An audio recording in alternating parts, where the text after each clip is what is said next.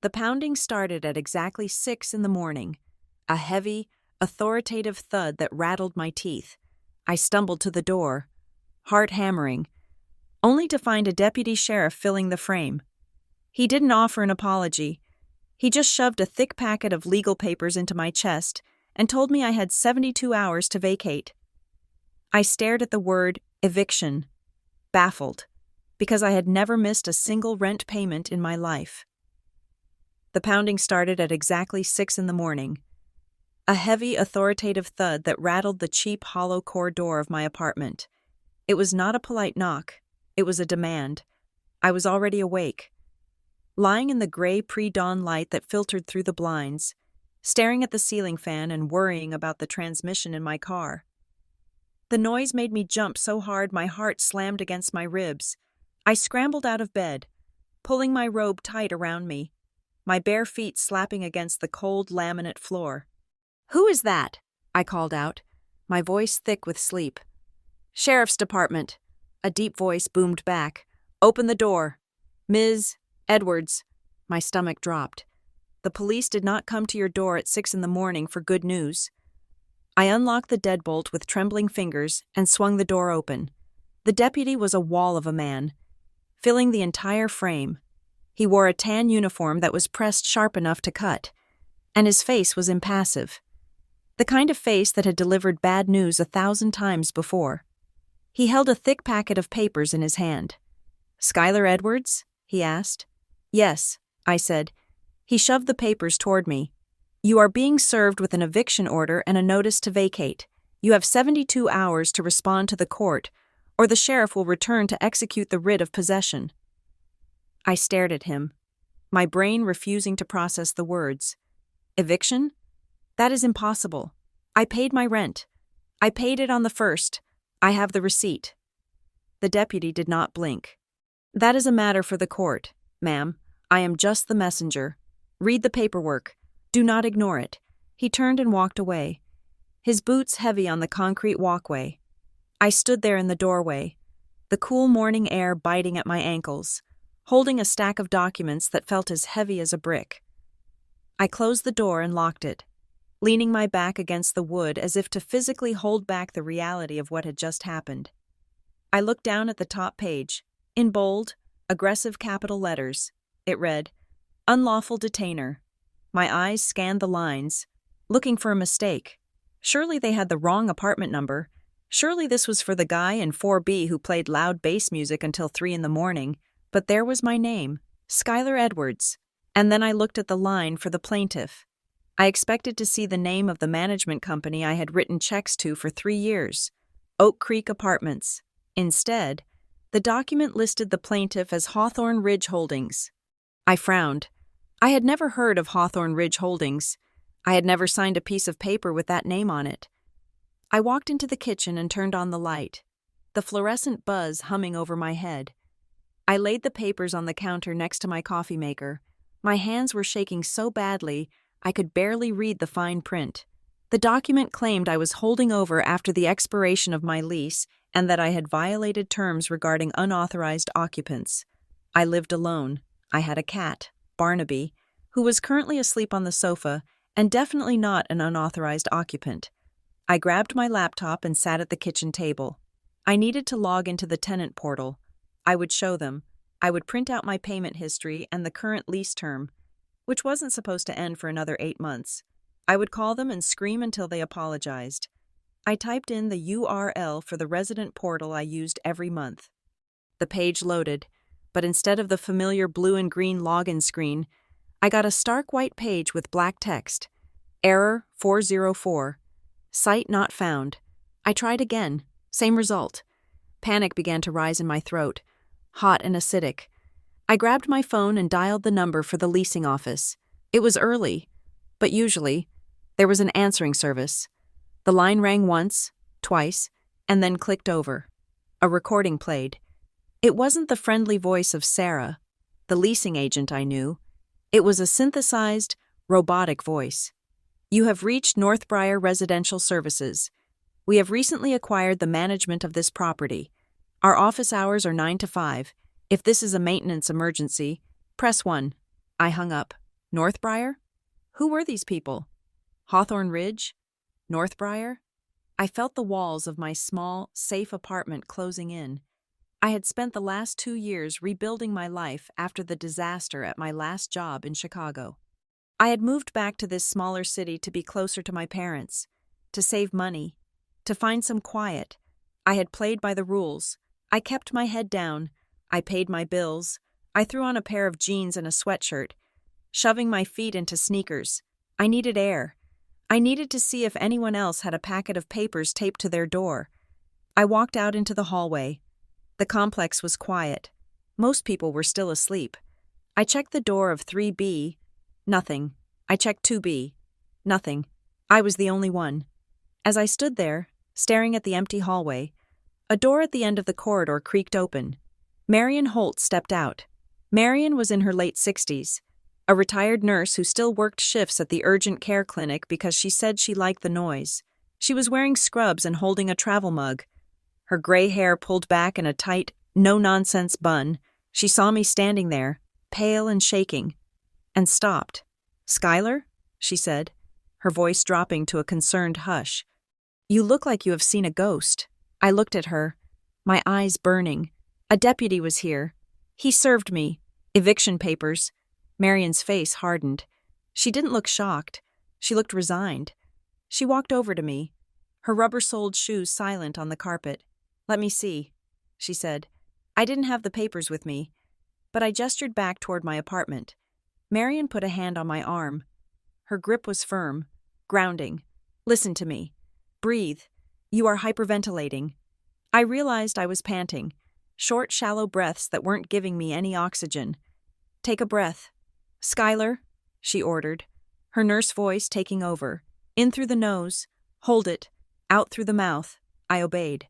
The world stopped spinning slightly. "What does it say?" she asked.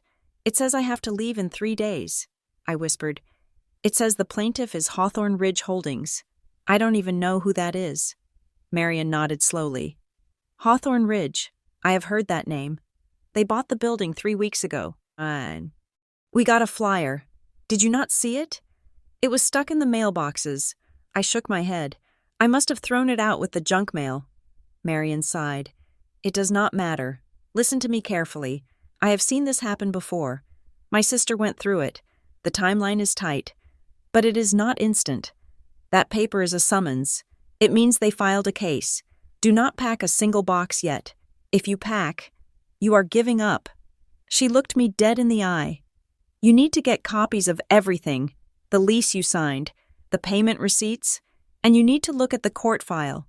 Sometimes they make mistakes. Sometimes they do worse than mistakes." I nodded, feeling like a child being told how to cross the street. "Get your paperwork," Marion said, "and check the dates. Check every single date."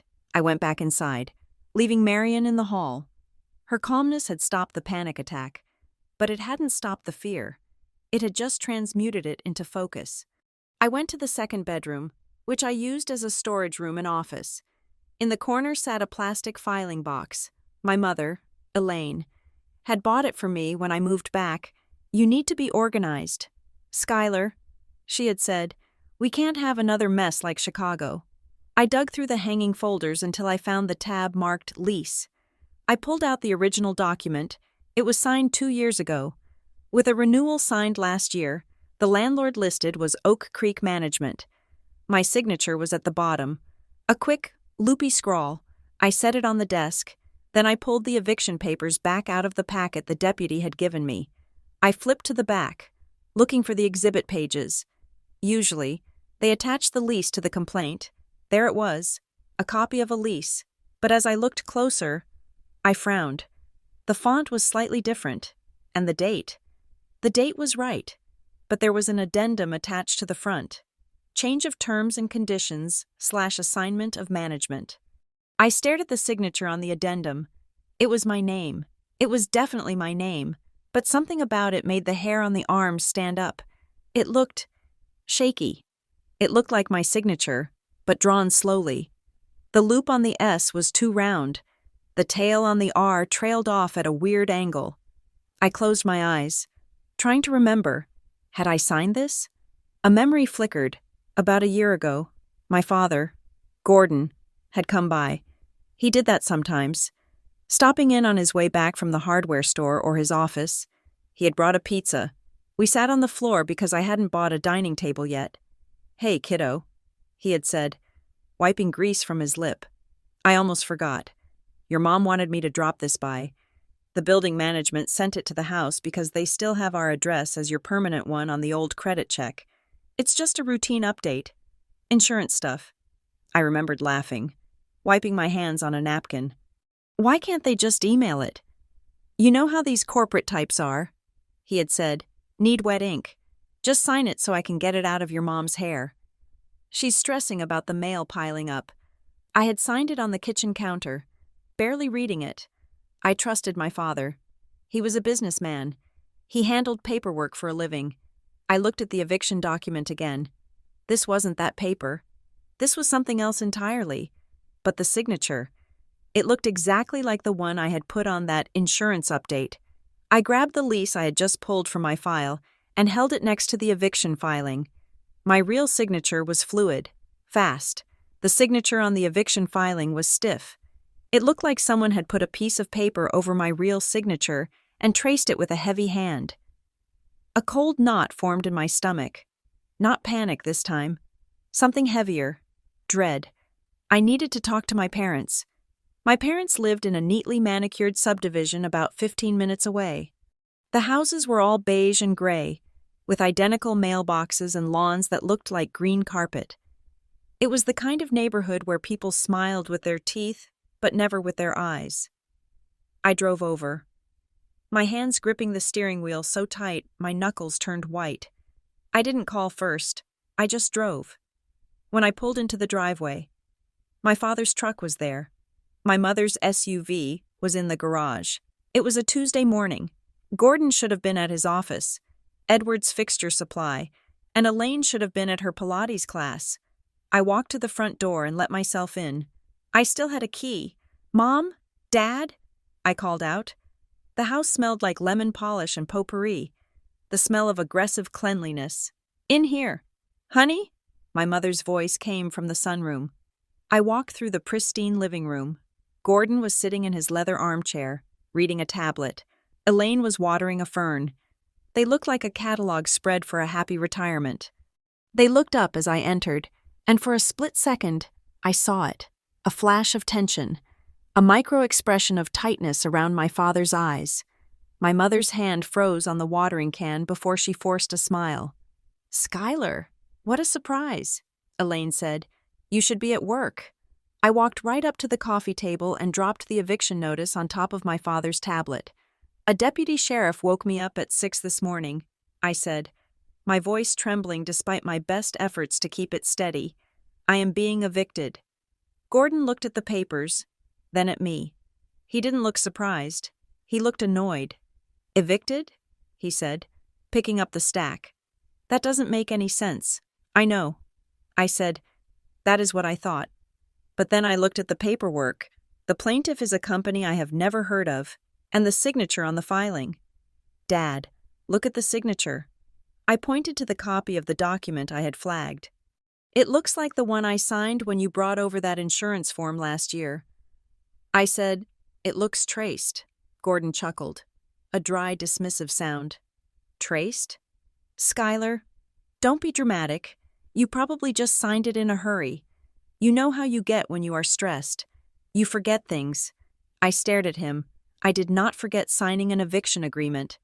Dad, and I did not forget that I never heard of Hawthorne Ridge Holdings. Elaine set down the watering can and wiped her hands on a towel. She walked over and touched my shoulder. Her touch felt light, fluttery, and entirely unconvincing. "Honey, you are overreacting," she soothed. "It is probably just a clerical error, a computer glitch. You know how technology is these days. It is not a glitch." "Mom," I snapped. Pulling away, a deputy was at my door. "They have a court date." "Well, then we will get it sorted out," Gordon said, tossing the papers back onto the table. "I will make a few calls. I know some people in real estate." "It's just a misunderstanding. You don't need to go running around making accusations about traced signatures. That sounds paranoid. Paranoid? I asked. I am losing my home in 3 days. Gordon stood up. He was not a tall man, but he knew how to take up space. He adjusted his belt. A nervous tic I had known since childhood. Skylar, calm down. If you lose the apartment, you can always come back here for a while. It's not the end of the world. Maybe it's a sign. That place was a dump anyway. You need a fresh start. I looked between them. They weren't angry on my behalf. They weren't picking up the phone to call a lawyer. They were trying to manage me. They were trying to smooth it over. You knew, I said softly. Elaine gasped. Skylar, how can you say that? You are not surprised.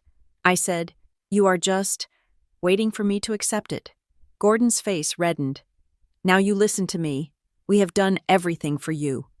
When you crashed and burned in Chicago, who paid your moving truck? Who helped you get that apartment? Do not come into my house and accuse us of knowing about some eviction. He was deflecting. I knew his tell. When Gordon Edwards was guilty, he got loud. When he was innocent, he got quiet and calculated. He was shouting. I grabbed the papers from the table. I am going to the courthouse, I said. I'm going to find out who signed this. I turned and walked out. Behind me, I heard my mother say, Gordon, stop her. And I heard my father reply, let her go. She won't find anything. The county courthouse was a brutalist concrete block downtown, a building designed to make you feel small. I went through the metal detectors and found the records room. I sat at one of the public terminals. My hands were still shaking, but the anger had focused them. I typed in my name, Edwards, Skylar. 2 results popped up. The first was the unlawful detainer filed 3 days ago. Hawthorne Ridge Holdings versus Skylar Edwards. The second result made my breath catch in my throat. Stipulated settlement agreement, filed 4 months ago. I clicked on the PDF. The document appeared on the screen. It was a legal agreement stating that I, Skylar Edwards, acknowledged a debt of $5,000 and agreed to vacate the premises voluntarily by February 1st in exchange for a waiver of the remaining lease term. I stared at the screen. I had never seen this document in my life. I had never agreed to leave. I didn't owe $5,000. And there, at the bottom, was my signature again. The same shaky, traced scrawl. And next to it, a notary stamp. Lindencrest signed seal. Commission expires, 2028. I pulled out my phone and took a picture of the screen. Then I called Tessa. Tessa Linford had been my best friend since high school. She was a paralegal at a big corporate firm in the city, the kind of person who read contracts for fun and could spot a loophole from a mile away. I need you, I said when she answered. I am at work. Sky, she whispered. What is it? I am at the courthouse. Someone filed a settlement agreement in my name 4 months ago agreeing to evict me. I never signed it. There was a silence on the line. Then the sound of a chair scraping back. Send me the case number, Tessa said, her voice shifting into professional mode. I am going to lunch early. Meet me at the coffee shop on 3rd. Tessa looked at the photo on my phone. Her brow furrowed. She scrolled in, zooming on the notary stamp. This is bad. Sky, she said. A stipulated settlement is a gold standard for landlords. It basically skips the trial. If you signed this, you waived your right to fight the eviction. The judge just looks at this and signs the order. But I didn't sign it. I almost shouted. I believe you, she said. But the court believes the notary. That stamp carries the weight of the law. If a notary says you were there and signed it, the burden of proof is on you to prove you weren't. She looked at the name. Lindencrest signed seal. That sounds like a private boutique place, not a bank notary. Where is it? I asked. She typed it into her phone. It is on the west side, over by the country club. I stood up. I am going there. Tessa grabbed my wrist. Be careful. If this is fraud, these people are committed. Do not scream. Do not threaten. Just ask to see the logbook. The logbook? Every notary has to keep a journal, she explained. Every time they stamp something, they have to write down who signed, check their ID, and have them sign the book. if your signature isn't in that book. The document is void. If someone forged your signature in the book, well, that is a felony. Lindencrest's signed seal was located in a strip of high-end offices with manicured hedges and brass nameplates. It didn't look like a place where dirty deeds were done. It looked like a place where rich people signed trust funds. I walked in. The reception area was hushed, smelling of expensive vanilla candles. A woman sat behind a glass desk. She was perfectly groomed, wearing a silk blouse. "Can I help you?" she asked with a polite, empty smile. "Yes," I said. "I need to ask about a document that was notarized here 4 months ago. My name is Skylar Edwards." The woman's smile didn't waver, but her eyes flicked to a computer screen. "I am sorry. We don't disclose client information. I am the client," I said, supposedly. "My name is on the document. I want to see the notary journal entry for that date." The woman stiffened. "Our journals are confidential." "Actually," I said, channeling Tessa. "In this state, a notary journal is a public record if I request a specific line entry related to myself. I am requesting the entry for Skylar Edwards from October 15th. The woman stared at me. She picked up a phone. One moment. She whispered something into the receiver. While she was distracted, I looked around the room. The walls were lined with framed photos. The owner of the shop, a man with silver hair and a bright red tie, posing with various local dignitaries, the mayor, the councilman, and then I saw it, in the corner, a photo taken at what looked like a charity gala. The man with the red tie was shaking hands with a couple. They were all smiling, holding champagne flutes. The couple was Gordon and Elaine Edwards. My breath hitched. I stepped closer to the photo. It was from the Save the Library fundraiser last summer. My parents had bought a table. My parents knew the notary. The receptionist hung up the phone. "Mr. Sterling is not available right now. You will have to make an appointment." I looked at her, then back at the photo. "I don't need an appointment," I said, my voice cold. "I have seen enough. I didn't go back to my parents' house. I didn't go to work. I went back to my apartment and locked the door." Night fell, but I didn't turn on the lights. I sat on the floor of my living room, the eviction notice sitting in a pool of moonlight on the carpet. I couldn't sleep. Every time I closed my eyes, I saw the indentation on the paper, the traced signature. I replayed the last year in my mind, every interaction with my parents, the way Gordon had asked about my credit score casually over dinner. "Just checking you're back on track, kiddo." The way Elaine had insisted I give her a spare key to the apartment for emergencies. The insurance form Gordon had made me sign. The misunderstanding. It wasn't a mistake. It wasn't a stranger stealing my identity. My parents had filed an eviction against me. They had used a shell company, Hawthorne Ridge, to sue their own daughter. They had forged a settlement agreement to make sure I couldn't fight back. But why? Why would they want to make me homeless? They had money. They had status. Why crush me? I remembered the look on Gordon's face when I showed him the papers. He wasn't scared for me. He was impatient. He just wanted me to leave. Maybe it's a sign. You need a fresh start. They didn't just want me out of the apartment. They wanted me destitute. They wanted me desperate. They wanted me to come crawling back to them, totally dependent, or was it something else? I looked at the darkness of the room. I felt a cold clarity wash over me. The tears that had been threatening to fall all day dried up. This was targeted. This was timed. They waited until the dead of winter. They waited until I was just getting my feet under me. They assumed Skylar Edwards, the screw-up who lost her career in Chicago, would just roll over. They assumed I would cry, pack my bags, and let them save me.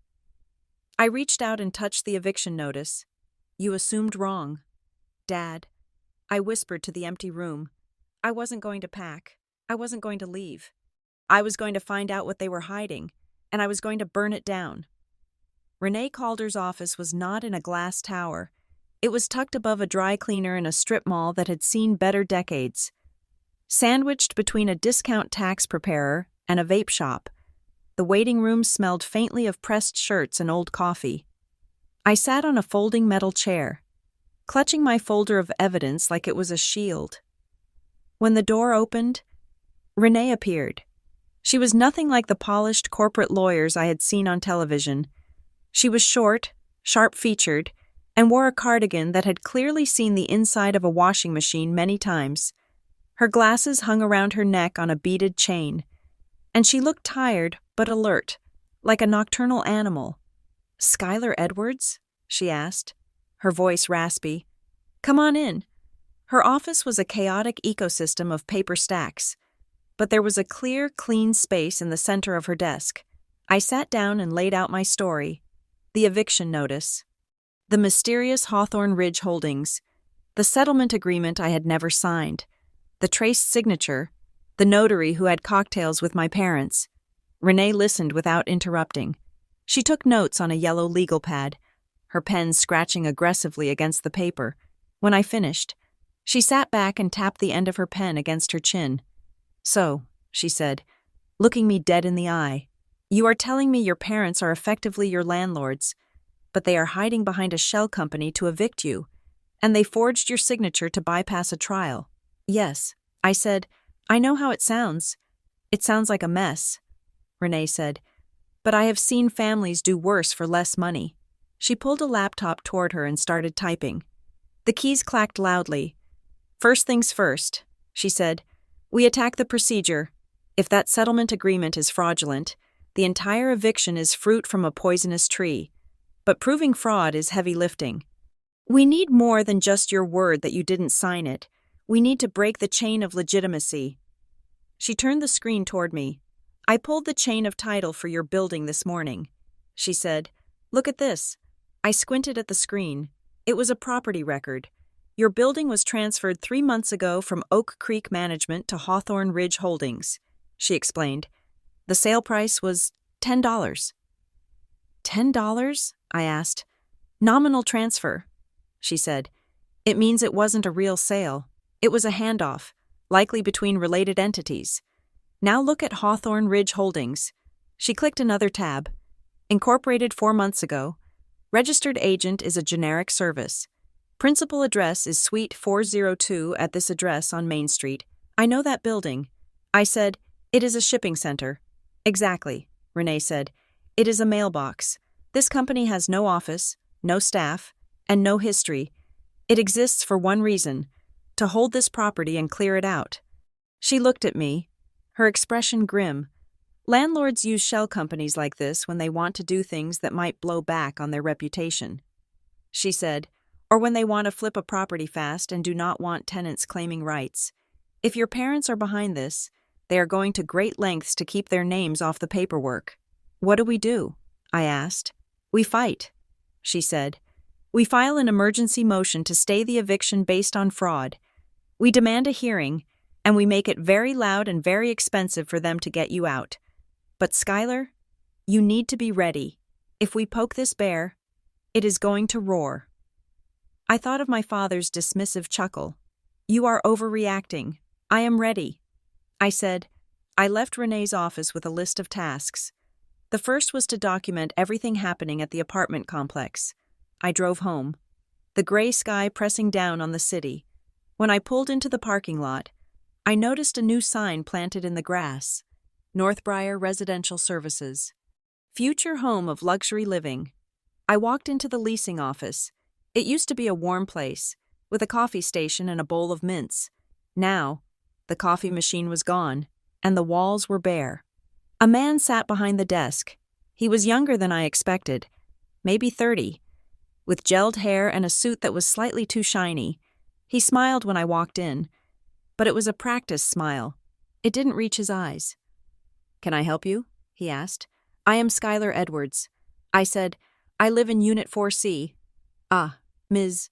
Edwards," he said, his smile tightening. "I am Paul Drennan, the new community manager.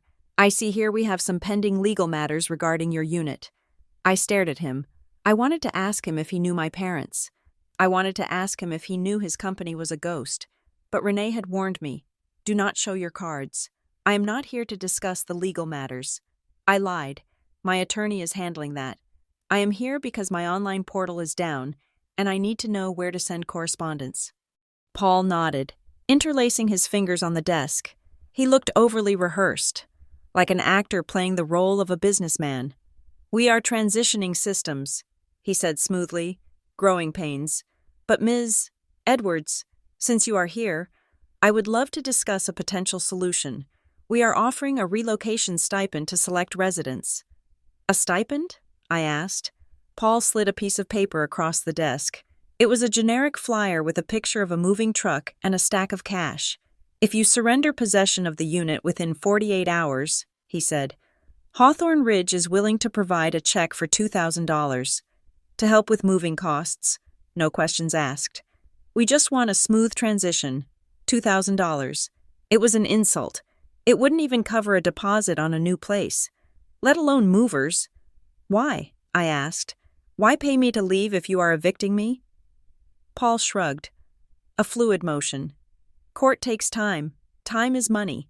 We prefer to help our residents move on with dignity." "Dignity," I repeated. "Is that what you call sending a sheriff to my door at 6 in the morning?" Paul's face didn't change. "Standard procedure. Ms. Edwards. But this offer? This is a courtesy." I looked at the paper. "Why just me? Are you offering this to everyone?" "We evaluate on a case-by-case basis," he said. I stood up. "I will pass. I will see you in court." As I turned to leave, Paul's voice stopped me. It dropped an octave, losing some of the customer service sheen. "Ms. Edwards," he said, "I would think carefully. Evictions stay on your record for 7 years. It makes it very hard to rent anywhere decent. $2,000 is a lot of money for a fresh start." I looked back at him. He was watching me with a look of predatory patience. "I will take my chances," I said. I walked out of the office, my heart pounding. He was slick. He was a professional. I saw Marion Holt walking her small terrier near the mailboxes. I hurried over to her. "Marion," I said, "did you get an offer? A cash for keys offer?" Marion frowned, adjusting her scarf. "No, but the Hernandez family in 1B did. They took it. They moved out last night. Gone by midnight." "Why them?" I asked. Marion lowered her voice. "They had a leak in their ceiling for months. They kept calling the city code enforcement. I think the new owners want to get rid of the squeaky wheels." I thought about my own history. I had never called code enforcement, but I had complained about the sudden increase in trash fees last month, and I had asked questions about the new lease terms. It is a purge, I realized. They are clearing out anyone who asks questions or causes trouble. Marion looked around, then leaned in closer. "Skylar," she said, "I was not going to mention it because I thought maybe I was seeing things. But you asked about the management. What is it?" I asked. "A few weeks ago," Marion said, "before the new signs went up, I saw a woman in the office with that man. Paul. They were looking at blueprints or something on the desk. Who was it?" I asked, though a cold stone was already forming in my gut. "It was your mother," Marion said. "Elaine. I know it was her because she was wearing that distinct red coat she wore when she visited you for your birthday." I felt the blood drain from my face. My mother was here, in the lobby, with the property manager. "Did she see you?" I asked. "No." Marion said, "I was coming in the back way, but Skylar, they looked friendly, familiar." She was not there complaining. She was laughing. I thanked Marion and walked back to my apartment. I felt sick, physically sick. My mother had stood in the lobby of my building, laughing with the man who was now trying to bribe me into homelessness. I did not call this time. I drove straight to my parents' house. It was late afternoon. The sky was darkening to a bruised purple. My parents' car was in the driveway. I stormed up the walk and let myself in. Gordon was not there. But Elaine was in the kitchen, chopping vegetables. The domesticity of it made me want to scream. "You were at my building," I said from the doorway. Elaine jumped, the knife clattering onto the cutting board. "Skylar, you scared me to death." "Don't," I said, walking into the kitchen. "Do not play the fragile mother. Marion saw you. She saw you with Paul Drennan 3 weeks ago, before the eviction, before everything." Elaine's face went pale. She wiped her hands on her apron, avoiding my eyes. "I was just checking on things," she said, her voice wavering. "Checking on what?" I demanded. Checking to see if the eviction notice was ready? Checking to see if the forgery was good enough? Elaine turned to face me. Her eyes were wet, but there was a hardness in her jaw I rarely saw. "We were trying to protect you," she burst out. "Protect me?" I shouted. "By throwing me on the street? By ruining my credit? How is that protection?" Elaine gripped the counter. "You do not understand. Skylar. It is complicated. There are things happening. Financial things." "What things?" I asked. "Tell me."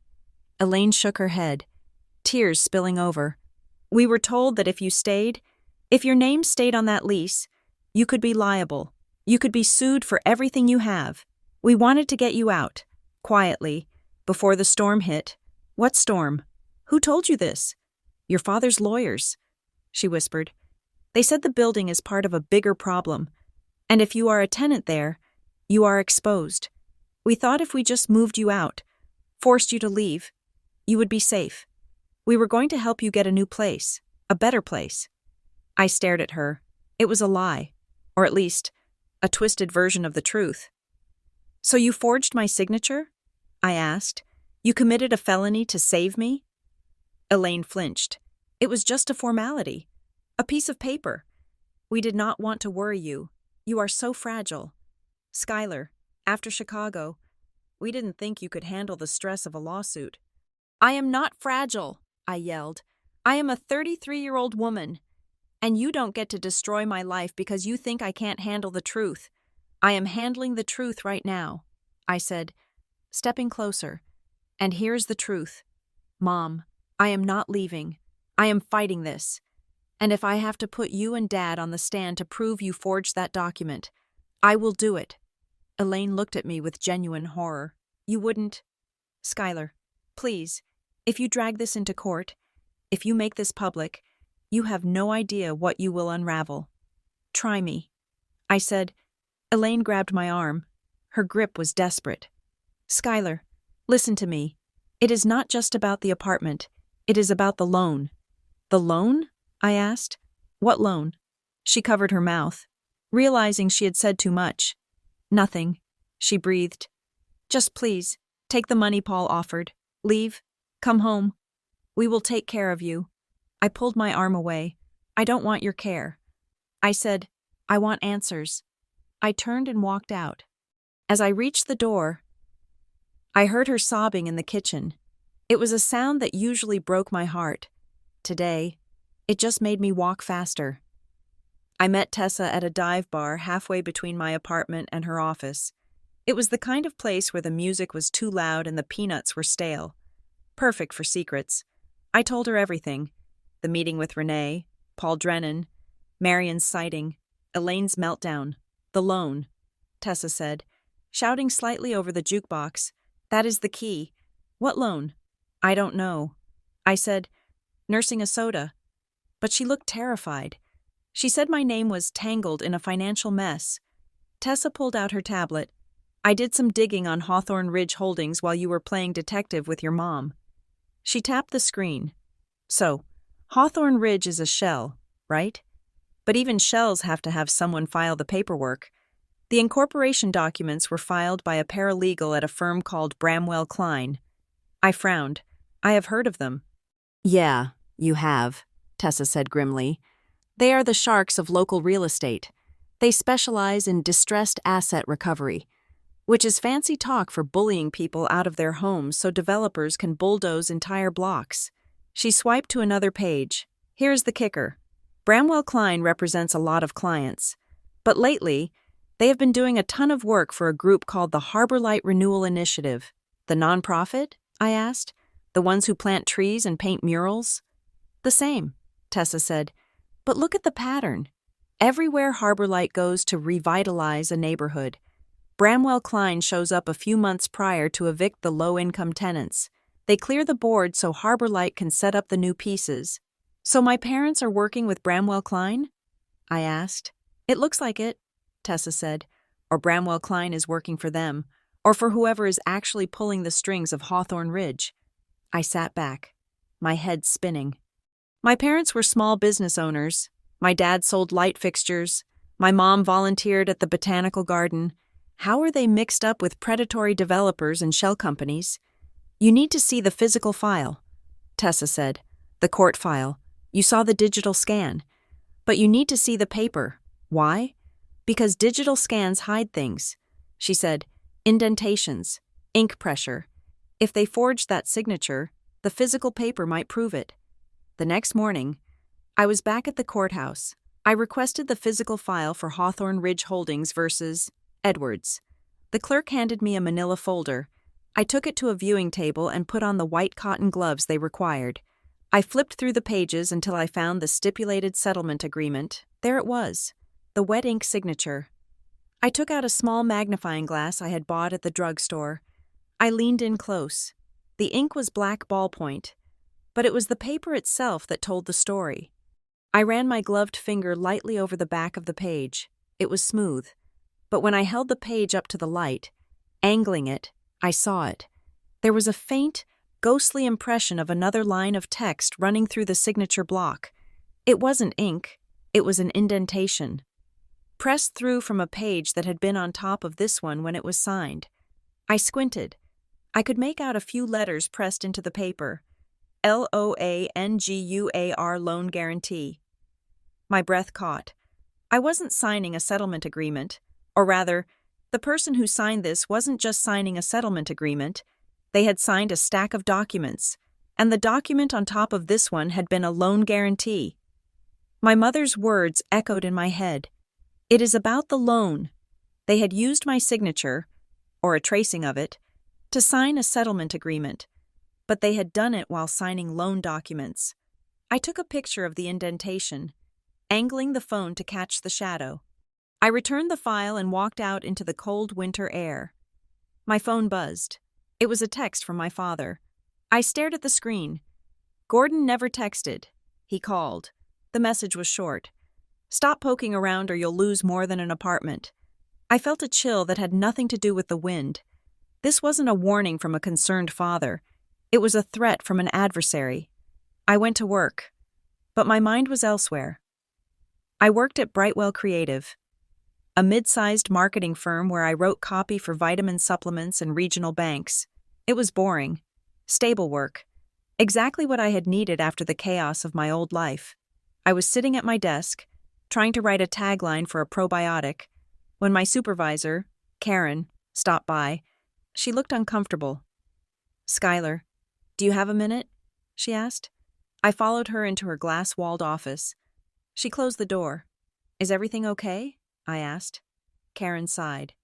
"Look, I'm not supposed to tell you this until the paperwork comes through, but HR got a call today. A query about your employment verification for a wage garnishment order." My stomach dropped. Garnishment? Usually, that only happens if there is a judgment against you. Karen said, "I told them we hadn't received an official court order yet, but they said it might be coming. Skylar, are you in some kind of trouble?" I am in a dispute with my landlord." I stammered. "But there is no judgment. We haven't even been to court yet." Karen looked sympathetic but distant. "Well, whatever it is, you need to fix it. The partners don't like getting legal notices about employees. It looks messy." I walked back to my desk, my hands trembling. They were escalating. My parents, or Bramwell Klein, or whoever was running this show, they were contacting my employer. They were trying to humiliate me, to threaten my income. "You'll lose more than an apartment." They were trying to break me. I sat there, looking at my computer screen. They wanted me to be scared. They wanted me to fold, but I wasn't the same Skylar who had crumbled in Chicago. I had survived that failure. I had rebuilt myself, piece by piece, and I wasn't going to let them knock me down again. I needed proof. Hard proof. I thought about Marion's tip, my mother in the lobby. I picked up my phone and called the number for the night security guard at my building. A guy named Sam. We had chatted a few times when I came home late. He was a student, always studying, and he hated the new management because they had cut his hours. "Sam? It's Skylar from 4C. "Hey, Skylar," he answered. "What's up?" "I need a favor, a big one. I met Sam at the back door of the leasing office at 10 in the evening. The office was dark. "This is risky. Skylar," Sam whispered as he unlocked the door. "If Paul finds out—" "He won't. I promised. I just need 5 minutes with the server." We slipped inside. The office smelled of new carpet and ambition. Sam led me to the back room where the server rack hummed. "The camera system keeps footage for 30 days. Sam said, "Typing in a password. When did you say it was?" 3 weeks ago. I said, "A Tuesday or Wednesday. Afternoon." Sam scrolled through the timeline. We scanned the footage from the lobby camera. "Wait," I said. "Go back." Sam rewound. "There, on the screen." Grainy but unmistakable. Elaine Edwards walked into the lobby. She was wearing her red coat, but she wasn't alone. Gordon was with her. My father was shaking hands with Paul Drennan. They were smiling. Paul handed Gordon a folder. Gordon opened it, nodded, and handed it to Elaine. She looked at it, then looked up at Paul and said something. Paul laughed. Then, the most damning moment. Gordon reached into his jacket pocket and pulled out an envelope. A thick, white envelope. He slid it across the desk to Paul. Paul took it, peeked inside, and slid it into his drawer. "A payoff or a payment? Can you save this?" I asked, my voice barely a whisper. Sam nodded. "I can rip a still frame and email it to you, but I can't give you the video file without an admin code." "A still is enough," I said. Sam clicked a few keys. The printer whirred in the outer office. I walked out and grabbed the page. It was a time-stamped photo of my parents conspiring with the man who was evicting me. It was proof they were coordinating. Proof that Hawthorne Ridge and my parents were one and the same. I looked at the grainy image of my father's face. He looked satisfied. I folded the paper and put it in my pocket. "Stop poking around," he had said. I wasn't just poking around anymore. I was armed. I met my father at a diner on the edge of town. A place with vinyl booths that stuck to your legs and coffee that tasted like burnt hazelnuts. I chose it because it was public, and because I knew he hated it. Gordon Edwards liked white tablecloths and waiters who called him sir. Here, the waitress just called him honey and slapped a laminated menu on the table. He arrived 10 minutes late, wearing his business suit. Though the collar of his shirt looked slightly frayed, a detail I would have missed a month ago. He slid into the booth opposite me, not meeting my eyes. "You look tired." "Skylar?" he said, unfolding his napkin. I ignored the comment. I placed the time-stamped photo of him, Elaine, and Paul Drennan on the table between us. I did not shove it. I just set it there, face up, like a playing card. Gordon looked at it. His jaw tightened, a muscle jumping near his ear. He didn't pick it up. "So," he said, his voice low, "you are playing detective now. I am protecting myself." I said, "Since the people who were supposed to protect me are the ones paying my landlord to kick me out." Gordon sighed, a long, weary sound that seemed to deflate his chest. He leaned in, lowering his voice to a conspiratorial whisper. "Skylar, listen to me. You do not understand the pressure we are under. The eviction. It is just a mechanism. It is temporary pressure." "A mechanism?" I repeated. "You sent a sheriff to my door." "Dad, that is not a mechanism. That is violence. It was necessary," he hissed. "We needed to create a sense of urgency. We needed to get you to the table." "To what table?" Gordon reached into his briefcase and pulled out a thick document stapled in blue paper. He slid it across the table, covering the photo of his betrayal. "This," he said, "a family restructuring agreement." I looked at the cover page. It looked official, dense with legal jargon. "What is this?" I asked. "It is the solution," Gordon said, his eyes finally locking onto mine with intense, desperate earnestness. "It fixes everything. You sign this, and the eviction goes away. The lawsuit goes away. We pay off the arrears on the apartment. We move you to a nicer place, and we handle the legal fees." "And what do I give in return?" I asked. Gordon waved his hand dismissively. "Just some housekeeping. You agree to consolidate certain family debts. You agree to verify some prior signatures so we can close out old accounts. It brings everything under one umbrella. It saves the business. Skylar, it saves the house. I looked at the document, then back at him. Verify prior signatures. You mean the forgeries?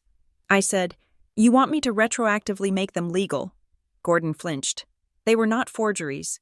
They were authorized by circumstance. We were acting as your agents. You were acting as thieves, I said coldly. Skylar, please, he begged. And for a second, the mask slipped. I saw the panic underneath, the sheer, unadulterated terror of a man watching his life crumble. If you do not sign this, the whole house of cards falls down, and it falls on you too. I took the document. I will read it. Sign it. Skylar, today, please. I stood up, taking the document with me. I left the photo on the table. Keep the picture. I said, frame it. I drove straight to Tessa's office.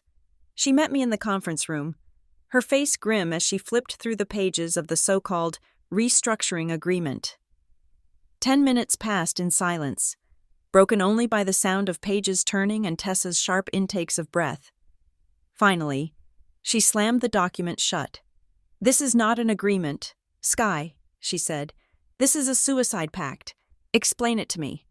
I said, okay, Tessa said, pacing the room. First, the verification clause. It lists specific dates going back 5 years. If you sign this, you are swearing under penalty of perjury that you signed those original documents. That means you take ownership of whatever debt they racked up in your name. You can never claim fraud later. How much debt? I asked. It does not say, she said. It references Schedule A, which is conveniently missing, but the language here, joint and several liability, that means if they default, the creditors come for you, for everything. Your wages, your car, your future. She tapped the document again, but that is not the worst part. There is a waiver here, a specific waiver of any and all interest, known or unknown, in the estate of Joan Edwards, specifically regarding real property interests in County District 4. My grandmother? I asked. Confused. She died 10 years ago. She didn't have an estate. She lived in a rental and left me a box of costume jewelry. Tessa looked at me sharply. Well, according to this, she had a real property interest, and your father wants you to sign it away to a holding company called Crown Alder Finance. Crown Alder? I asked. Who are they? I don't know, Tessa said, but they are the ones pulling the strings. Skylar, do not sign this. If you sign this, you are not just saving your parents, you are agreeing to be their human shield. I left Tessa's office with the document in my bag, feeling heavier than before. My grandmother, Joan. I remembered her as a fierce, quiet woman who smelled of lavender and old paper. She had been a schoolteacher. She lived simply. The idea that she had secret, real property interests seemed absurd. But first, I had to deal with the forgery. I had filed a formal request with the Secretary of State's Notary Division 3 days ago, claiming potential fraud. Tessa had helped me draft the affidavit. We cited the specific date of the settlement agreement, October 15th. When I got home, the response was in my email. It was a PDF of a single page from the Notary Journal of Linden Crest signed seal. I opened it, line 24, date, October 15th, time, 2:30 in the afternoon, type of document, settlement/waiver, signer, Skylar Edwards, ID, type, driver's license, and then the signature box. There was a scrawl there. It looked like my name, but I knew where I was on October 15th. I opened my laptop and dug into my work archives. October was the annual regional conference for the Marketing Association. I searched my travel receipts. There it was, Delta Airlines, Flight 492. Departure, October 14th. Return, October 16th. Location, Seattle, Washington. I pulled up the hotel folio. Grand Hyatt, Seattle. Check-in, October 14th. Check-out, October 16th. On October 15th at 2:30 in the afternoon. I was in a breakout session on the future of digital ad spend, 2,000 miles away. I printed the flight receipt. I printed the hotel bill. I printed the notary log page. I laid them out on my floor. It was undeniable proof. My parents hadn't just traced my signature. They had someone, maybe a woman who looked enough like me. Or maybe the notary just didn't look at all. Impersonate me. The next morning, I met Renee at her office. She looked like she hadn't slept. Her desk was covered in new files. "We have movement," she said as I walked in. I handed her my travel records and the notary log. "I can prove I wasn't there," I said. Renee looked at the papers and nodded, a grim smile touching her lips. "This is good. This is very good. This is a hammer. But Skylar, you need to see what I found." She pointed to a whiteboard on her wall. She had drawn a diagram. At the bottom was Hawthorne Ridge Holdings.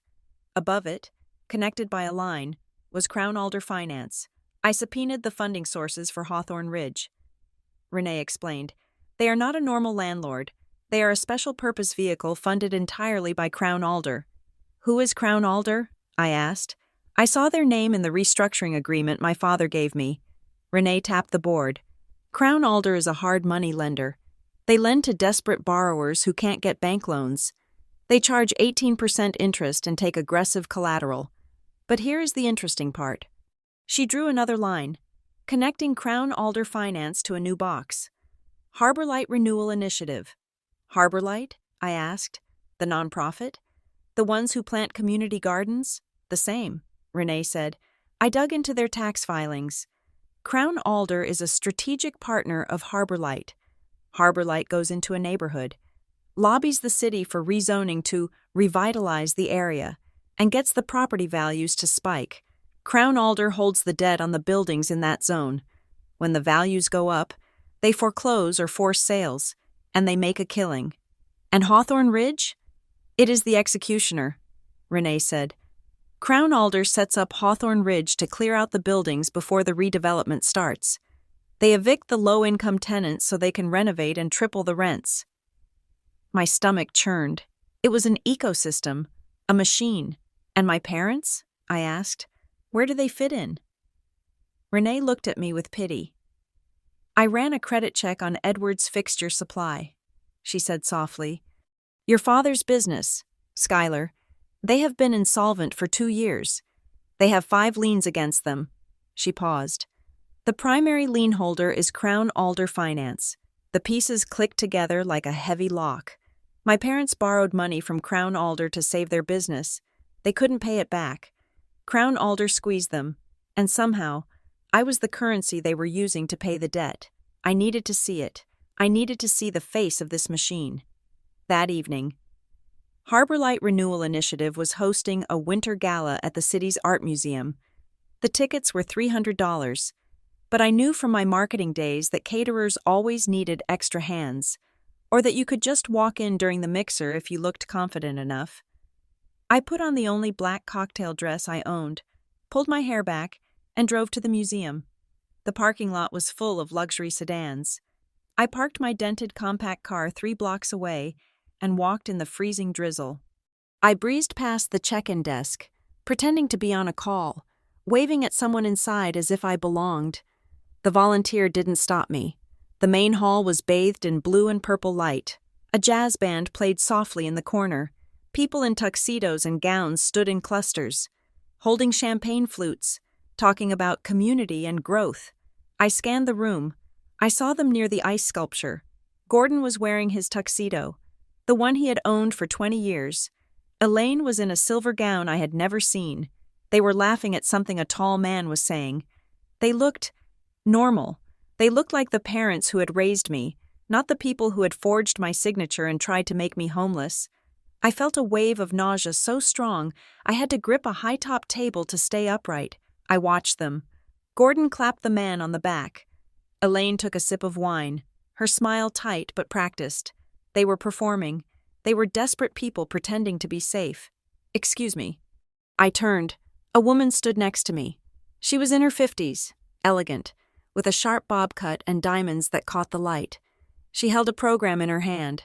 I know you, she said, tilting her head. You are the Edwards girl. Schuyler. I stiffened. I am, she smiled. It was a cold, efficient smile. I am Mara Vix, she said. I sit on the board. I work with your father. She stepped closer, invading my personal space just enough to be uncomfortable. Your family has been so helpful lately, she said, really stepping up to facilitate the transition. We appreciate cooperation. It makes things so much smoother for everyone. She looked at me, her eyes drilling into mine. I hope you are on board. Schuyler, the Northbriar project is going to be wonderful for this city. It would be a shame if complications slowed it down. It sounded like praise, but it landed like a threat. I stared at her. Cooperation. Facilitate. My parents weren't just victims. They were collaborators. They were helping Crown Alder and Harborlight clear the board, and I was one of the pieces they were removing. I am not a complication, I said, my voice shaking slightly. I am a tenant. Mara Vix's smile didn't waver. For now, she said, enjoy the party. She turned and walked away, disappearing into the crowd of wealthy benefactors. I left the party. I couldn't breathe in there. I drove to my parents' house. I knew they weren't there. I still had my key. I let myself in. The house was silent, dark. I went to my father's home office. I started pulling drawers open. I didn't care about being neat anymore. I found the file in the bottom drawer of his filing cabinet, buried under tax returns from the 90s. It was labeled Crown Alder / Edwards Fixture. I opened it. The loan documents were there, dated 4 years ago. The amount was staggering. $400,000, high interest, and there, on the collateral page, security, inventory of Edwards fixture supply. Additional security, personal guarantee of Gordon Edwards and Elaine Edwards. Additional security, assignment of legacy interest / parcel 17B. And then, a second document, credit enhancement. I flipped the page. It was a credit report. My credit report. From 3 years ago, Gordon had used my social security number as a co-signer on the original line of credit. He had done it when I was in Chicago, when I wasn't paying attention. That was why my credit score had dipped mysteriously back then. I thought it was identity theft, but the bank had resolved it. My father had resolved it, by hiding it. But the real mystery was the legacy interest, parcel 17B. I sat on the floor, surrounded by the evidence of my father's failure. What was parcel 17B? And what did it have to do with Grandma Joan? I remembered the box. When Joan died, Elaine had cleared out her apartment. She had given me a small wooden keepsake box, for safekeeping, she had said. Just trinkets. I had put it in the back of my closet in my apartment and forgotten about it. I shoved the files back into the drawer and ran out of the house. Back at my apartment, I tore through my closet. I threw shoes and boxes aside until I found it. The wooden box. It was dusty, smelling of cedar. I sat on my bed and opened it. Inside were the things I remembered. A pearl brooch, a few old postcards, a silver thimble. I dumped it all out on the bedspread. I picked up the box and shook it. It felt heavier than it should. I ran my fingers along the bottom velvet lining. It was loose. I pulled at the corner of the velvet. It peeled back. Underneath the false bottom, there was a folded piece of paper. It was yellowed, brittle with age. I unfolded it carefully. It was a letter, handwritten in Joan's looping cursive script. My dearest Schuyler, if you are reading this, I am gone, and your mother has likely given you this box without knowing what is inside. She never had the patience for my stories. You know I was a teacher, but you do not know that my father, your great-grandfather, was a stubborn man. He bought land when this city was nothing but mud. He lost most of it in the crash, but he kept one piece, the river parcel. He put it in a trust, an unrecorded interest. He didn't want the banks to take it. He didn't want the taxman to take it. He wanted it to be safe. It passed to me. And now, by the terms of that trust, upon my death, it passes to the eldest granddaughter. That is you, Schuyler. Your father knows about it. He has always wanted to sell it. He calls it a gold mine. I call it a safety net. I have refused to sign the release forms for 30 years. I have refused to let them pave over the last piece of green by the river. The document proving your ownership is not in this box. It is safe. But know this. The sharks will come. They will smile, and they will offer money, and then they will threaten. Do not let them scare you. This land is yours. No one must sign away in fear. Love. Grandma Joan. I stared at the letter. The room went silent. Parcel 17B. The river parcel. I pulled up the map on my phone. I searched for the Northbriar development plans. The project Mara Vix had mentioned. The map loaded. The development was a massive complex of high-rise condos and retail space. It covered 4 city blocks, and right in the center, the keystone of the entire project, was a strip of land along the river. Without that land, the project couldn't access the water. Without the water access, the luxury condos were just apartments by a highway. That land was worth millions, and according to Joan, I owned it. My parents weren't just evicting me to satisfy a debt. They were evicting me to break me. They needed me to sign that restructuring agreement. I grabbed the agreement from my bag and flipped to the waiver clause Tessa had flagged. Waiver of any and all interest, specifically regarding real property interests. If I signed this to stop the eviction, I would be signing away the land. I would be handing Crown Alder and Harborlight the final piece of their puzzle, and my parents would get their debt wiped clean as a reward for delivering me. The eviction wasn't the end game. It was the leverage. They were holding a gun to my head, my housing, my credit, my sanity, to make me hand over a fortune I didn't even know I had. I looked at Joan's letter. No one must sign away in fear. I felt a cold rage settle in my chest, harder and sharper than anything I had felt before. They thought they were evicting a helpless tenant. They had no idea they were declaring war on the landowner. We stopped playing defense at 9 o'clock on a Tuesday morning. Renee Calder sat behind her cluttered desk, her finger hovering over the enter key on her laptop. She looked up at me, her eyes magnified by her glasses. "Once I file this," she said, her voice gravelly, "there is no going back. We are filing an emergency motion to stay the eviction based on fraud, and we are requesting a formal forensic analysis of the signature on the settlement agreement. We are accusing them of a felony." "Skylar, do it," I said. Renee pressed the key. The screen blinked. "It is done," she said. "The judge has to review it within 24 hours. If he grants the motion, we get a hearing. If he denies it, the sheriff comes back to your door." I nodded. I felt a strange calm settling over me. It was the calm of a person who had already calculated the worst-case scenario and decided to survive it. I spent the rest of the morning building my fortress of paper. I did not rely on memories.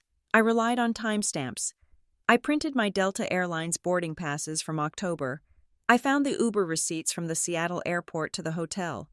I dug up the conference agenda, highlighting the breakout session I had attended at the exact moment the notary claimed I was in his office. Then I found the photo. It was on my phone, buried in the camera roll. A selfie I had taken with a colleague in front of the Space Needle.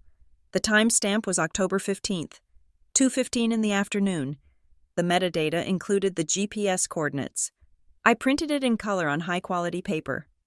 "Here is your signer." I whispered to the empty room. I was 2,000 miles away. That evening, Marion met me in the hallway. She was wearing a heavy wool coat and carrying a canvas tote bag. "You need to come with me," she said. "Where?" I asked. "The basement of the church on 4th Street," she said. "You are not the only one." "Skylar, you need to see the scope of this." I drove us there. The church was an old brick building with a damp basement that smelled of floor wax and stale coffee.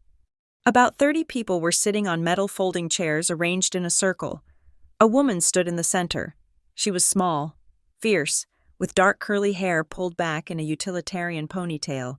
She wore a denim jacket over a hoodie. "That is Dahlia Perez," Marion whispered. "She runs the Maple Line Tenant Union. She is the one the landlords check under their beds for." Dahlia clapped her hands to get attention. "All right, let's get started," she said. Her voice was surprisingly loud, cutting through the murmur of the room. "We have 5 new families here tonight from the West Side complexes. Same story. Sudden lease terminations, missing rent checks, phantom fees." She looked around the room. "We call it being papered out," Dahlia said. "They do not kick down your door. They bury you in paper until you suffocate. They file motions you do not understand.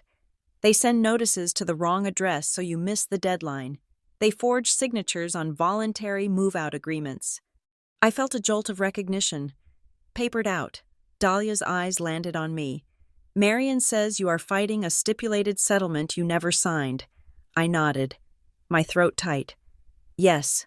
Dahlia walked over to me. "Do not be ashamed. That is their favorite trick.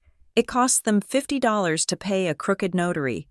It costs you $5,000 to hire a lawyer to prove it is a lie. That is the math they bank on. They bet on you being too broke or too tired to fight back." She gestured to the room. "Tell her." She said to a man in the front row. The man, older, with calloused hands, looked down at his boots.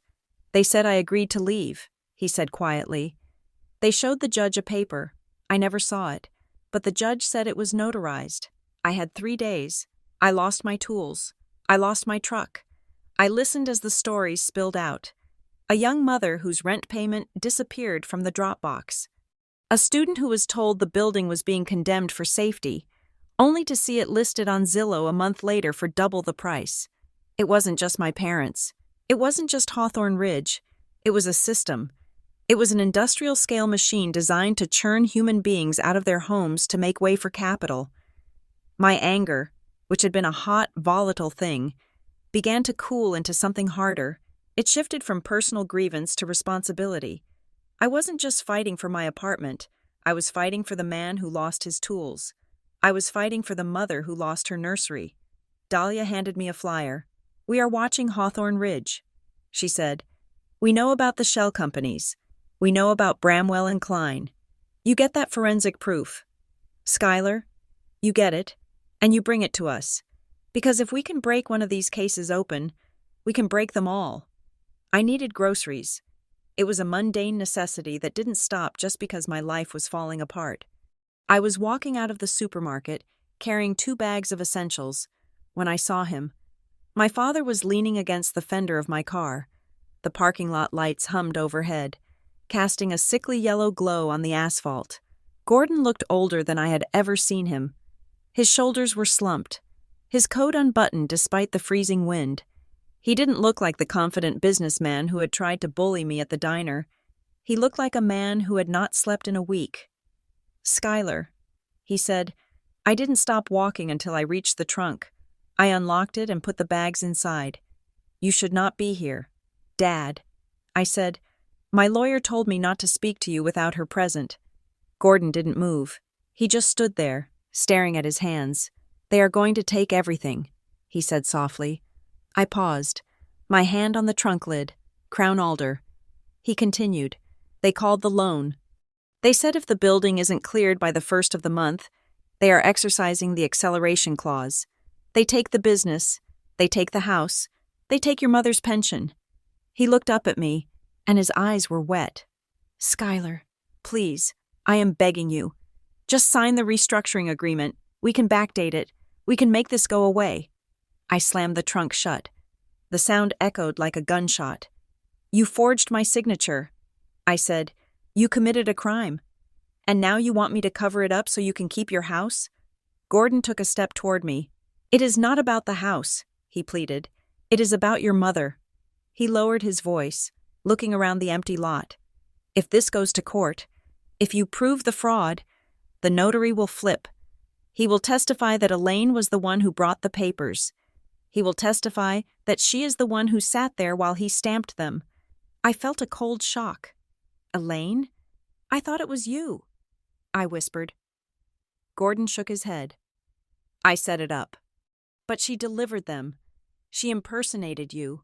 She wore a wig. She thought she was saving us." He grabbed my arm. His grip was weak, trembling. "If you expose this," Skylar, they will charge her.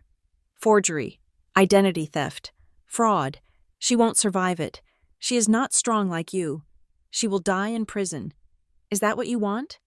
Do you want to see your mother in handcuffs? I looked at him. I looked at the panic in his eyes. My heart twisted. This was my mother, the woman who made me soup when I was sick, the woman who taught me to tie my shoes. He was weaponizing my love for her. He was using her fragility as a shield for his own greed. I pulled my arm away. You did this, I said, my voice shaking. You put her in that position. You sent her to commit a felony because you were too cowardly to lose your business. I had no choice. Gordon stammered. You always have a choice. I said, you chose money over your daughter, and now you want me to choose silence over my own life. I unlocked the car door. I cannot help you. Dad, Skylar, he cried out as I got in. Crown Alder will destroy us. I started the engine. I looked at him through the glass. He looked small, defeated, and for a moment, I wanted to open the door. I wanted to fix it. That was my role in the family. The fixer, the good girl. But then I remembered the letter from Joan. No one must sign away in fear. I put the car in reverse and backed out. I saw him standing there in the yellow light, watching me leave. I cried the whole way home, but I didn't turn around. The next morning, Tessa called me while I was trying to focus on a spreadsheet at work. I found something. She said, and you are going to want to sit down. I am sitting. I said, okay. So I was looking into the history of Bramwell and Klein, the law firm representing Hawthorne Ridge. I wanted to see if they had any conflicts of interest. And I found an old case file from 5 years ago. Tessa said, Citibank versus Edwards Fixture and Supply. It was a debt negotiation case, my father's business. I said, right. Guess who represented your father in that negotiation? I waited, dread pooling in my stomach. Bramwell and Klein. Tessa said, specifically, a partner named Marcus Klein. I closed my eyes. So the lawyer who is evicting me is my father's lawyer. It is worse than that, Tessa said. It means Bramwell and Klein aren't just a random firm hired by the shell company. They are the architects. They probably introduced your father to Crown Alder. They set up the loan. They set up the shell company. And now they are running the eviction to collect on the debt they helped structure. It is an inside job, I said. They are feeding on him. Tessa said, and he is feeding you to them. I hung up. The betrayal was so layered it was almost impressive. My father wasn't just a villain. He was a pawn. He had walked into a trap set by predatory lenders, and instead of fighting his way out, he had thrown me into the pit to buy himself time. I left work early. I had one more lead to follow, the anomaly. The letter from Grandma Joan had mentioned an unrecorded interest in Parcel 17B. I went to the county recorder's office. This time, I didn't go to the computer terminals. I went to the desk. I need to see the historical index books. I told the clerk, pre-digitization, District 4. The clerk, a woman who looked like she had been part of the building's foundation since the 70s, raised an eyebrow. That is in the basement, she said. You have to wear gloves. She led me down a spiral staircase into a room that smelled of dust and decaying paper. Rows of massive, leather-bound books lined the shelves. I found the book for District 4, covering the years 1960 to 1980. I hauled the heavy book onto a table and opened it. The pages were thick, covered in handwritten script that faded into typed entries as the years went on. I searched the index for Edwards. There were dozens of entries, mortgages, releases, deeds, and then I found it. Year, 1972. Grantor, River Valley Trust. Grantee, Joan Edwards. Document type, Memorandum of Interest. It wasn't a deed. It was a memorandum, a notice to the world that an agreement existed. I wrote down the book and page number. Book 412, page 88. I went to the shelf and found Book 412. I turned to page 88. There it was, a single page. Memorandum of Unrecorded Agreement. Notice is hereby given that Joan Edwards holds a perpetual beneficial interest in the property known as Parcel 17B. pursuant to a private trust agreement dated January 4, 1972. Said interest includes the right of first refusal on any transfer and a 50% share of any capital appreciation upon development. I stared at the words, 50% share. I took a picture of the page. My hands were shaking. It wasn't just a small plot of land. It was a 50% stake in the appreciation of the riverfront. If that land was being developed into luxury condos, that interest wasn't worth thousands, it was worth millions. And the document said unrecorded agreement. That meant the full details were private. But this memorandum was the flag in the ground. It was the legal landmine that prevented clear title. That was why they needed the waiver. That was why they needed the family restructuring agreement. They couldn't get title insurance for the new development with this memorandum on the books. They needed the heir of Joan Edwards to sign a paper saying the interest was void. I was the heir. I walked out of the basement. Blinking in the bright light of the lobby, I felt like I was carrying a grenade in my pocket. I went straight to Renee's office. I showed her the picture of the memorandum. Renee stared at it for a long time. She took off her glasses and rubbed her eyes. "Skylar," she said softly, "do you understand what this is? It means I own half the riverfront." I said, "It means you are the only thing standing between $1 billion development and a clean title." She corrected, "This is why they didn't just evict you. This is why they tried to trick you into signing that waiver. If you had signed that settlement agreement or that restructuring deal, you would have released this claim for nothing." She looked up at me, her face serious. "You need to be careful.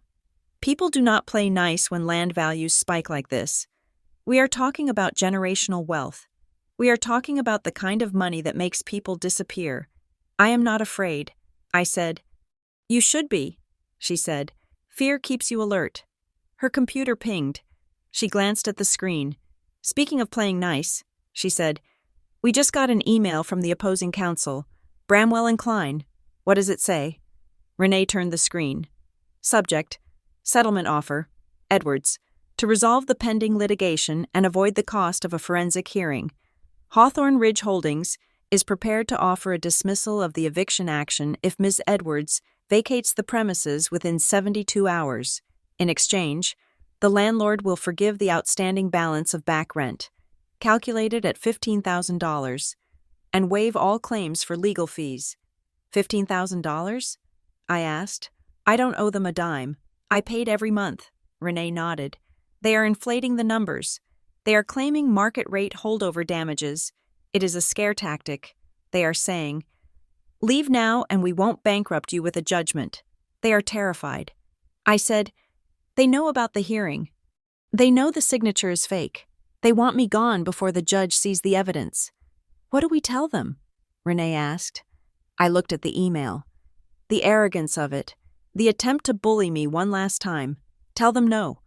I said, "Tell them we will see them in court, and tell them to bring their notary." The next 48 hours were a blur of preparation.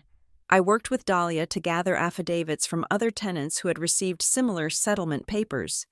We found 3 others who had signed documents on days they were at work or in the hospital.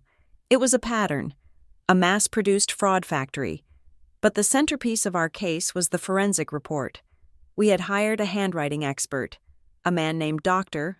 Aris, who had testified in federal forgery cases. I had maxed out my credit card to pay his retainer. On the afternoon before the hearing, my phone rang. It was Renee. We got the preview from Dr. Aris, she said. My heart hammered against my ribs. "And? He is ready to testify," Renee said. "He says the signature on the settlement agreement is highly probable simulation. He found microscopic tremors in the ink line that indicate the signer was moving slowly. Copying a model, it is not natural fluid writing." I let out a breath. I felt like I had been holding for weeks. "So it is proof," I said. "It is strong support," Renee said. "But Skylar, the judge is a wild card. Judge Holloway is known for moving dockets fast. He hates tenant cases. He thinks they clog up his court. We have to be perfect tomorrow. I am ready," I said. I hung up and looked around my apartment. It was clean, organized. I had packed a single bag, just in case, but I wasn't planning on using it. I walked over to the window and looked out at the parking lot. I saw the sign for Northbriar Residential Services. I touched the glass. "You picked the wrong tenant," I whispered. My phone buzzed again. It was a notification from my bank. Alert. Account balance low. I checked the app. My checking account was down to $40. The retainer for the expert had drained me. The legal fees were piling up. I was broke. I was tired. My parents were my enemies, and a billion-dollar developer wanted to crush me. But for the first time in my life, I didn't feel like a victim. I felt like a player in the game. I had the letter. I had the travel receipts. I had the photo of the notary. I had the lobby footage. And I had the truth about Parcel 17B. I was going to court, and I was going to bring the whole rotten structure down on their heads. The order from Judge Holloway arrived via email at 10 in the morning. It was a single page, stamped with the seal of the Superior Court. Motion for emergency, stay, granted. I let out a breath that felt like it had been trapped in my lungs for a week. I slumped against the wall of my kitchen, the cool plaster grounding me. For a moment, just a moment, I thought it was over. Then I read the next line. Evidentiary hearing set for Friday, February 6th, at 9 o'clock in the morning. Parties must be prepared to present all witness testimony and forensic evidence regarding the validity of the settlement agreement. Friday, that was 48 hours away. My phone rang. It was Renee. "You saw it?" she asked, her voice tight. "I saw it." I said, "We got the stay." "We got a Band-Aid," Renee corrected. "Holloway is not playing around. He gave us the stay because of the forensic report preview. But he put us on a rocket docket. He wants to clear this off his desk before the weekend. Skylar, we have 2 days to build a case that usually takes months. We have the flight records." I said, "We have the photo of me in Seattle. We have the expert saying the signature is a simulation. It is strong." Renee said, "But the other side knows that. Bramwell and Klein are not amateurs. They will come at us with everything. They will attack your character. They will claim you gave verbal authority. They will try to bury the fraud under a mountain of technicalities. We need to show that this wasn't just a one-time mistake. We need to show it is a pattern." "A pattern," I repeated. "I need you to go back to Dahlia," Renee said. "If Hawthorne Ridge has done this to you, they have done it to others. If we can walk into that courtroom with 5 other tenants who have the same fake signature from the same crooked notary, Holloway won't just see a tenant dispute. He will see a conspiracy." I hung up and looked at the calendar on my wall. 2 days. 2 days to turn a defense into an offense. I met Dahlia Perez at the Maple Line Tenant Union headquarters, which was a generous name for a cramped storefront sandwiched between a laundromat and a discount shoe store. The windows were plastered with flyers in English and Spanish. "Know your rights and stop the evictions." Inside, the air was thick with the smell of cheap coffee and copier toner. Dahlia was behind a desk made of 2 sawhorses and a door, frantically typing on a laptop covered in stickers. "Skylar," she said without looking up, "you got the stay. For 2 days." I said, "I need the others. The ones you mentioned at the meeting. The ones who were papered out." Dahlia stopped typing. She looked at me, her dark eyes assessing. "You are going to put them on the stand?" she asked. "These are people who are terrified. Some of them are undocumented. Some of them have already lost their homes and are sleeping on couches. I am not asking them to testify." I said, "I just need their paperwork.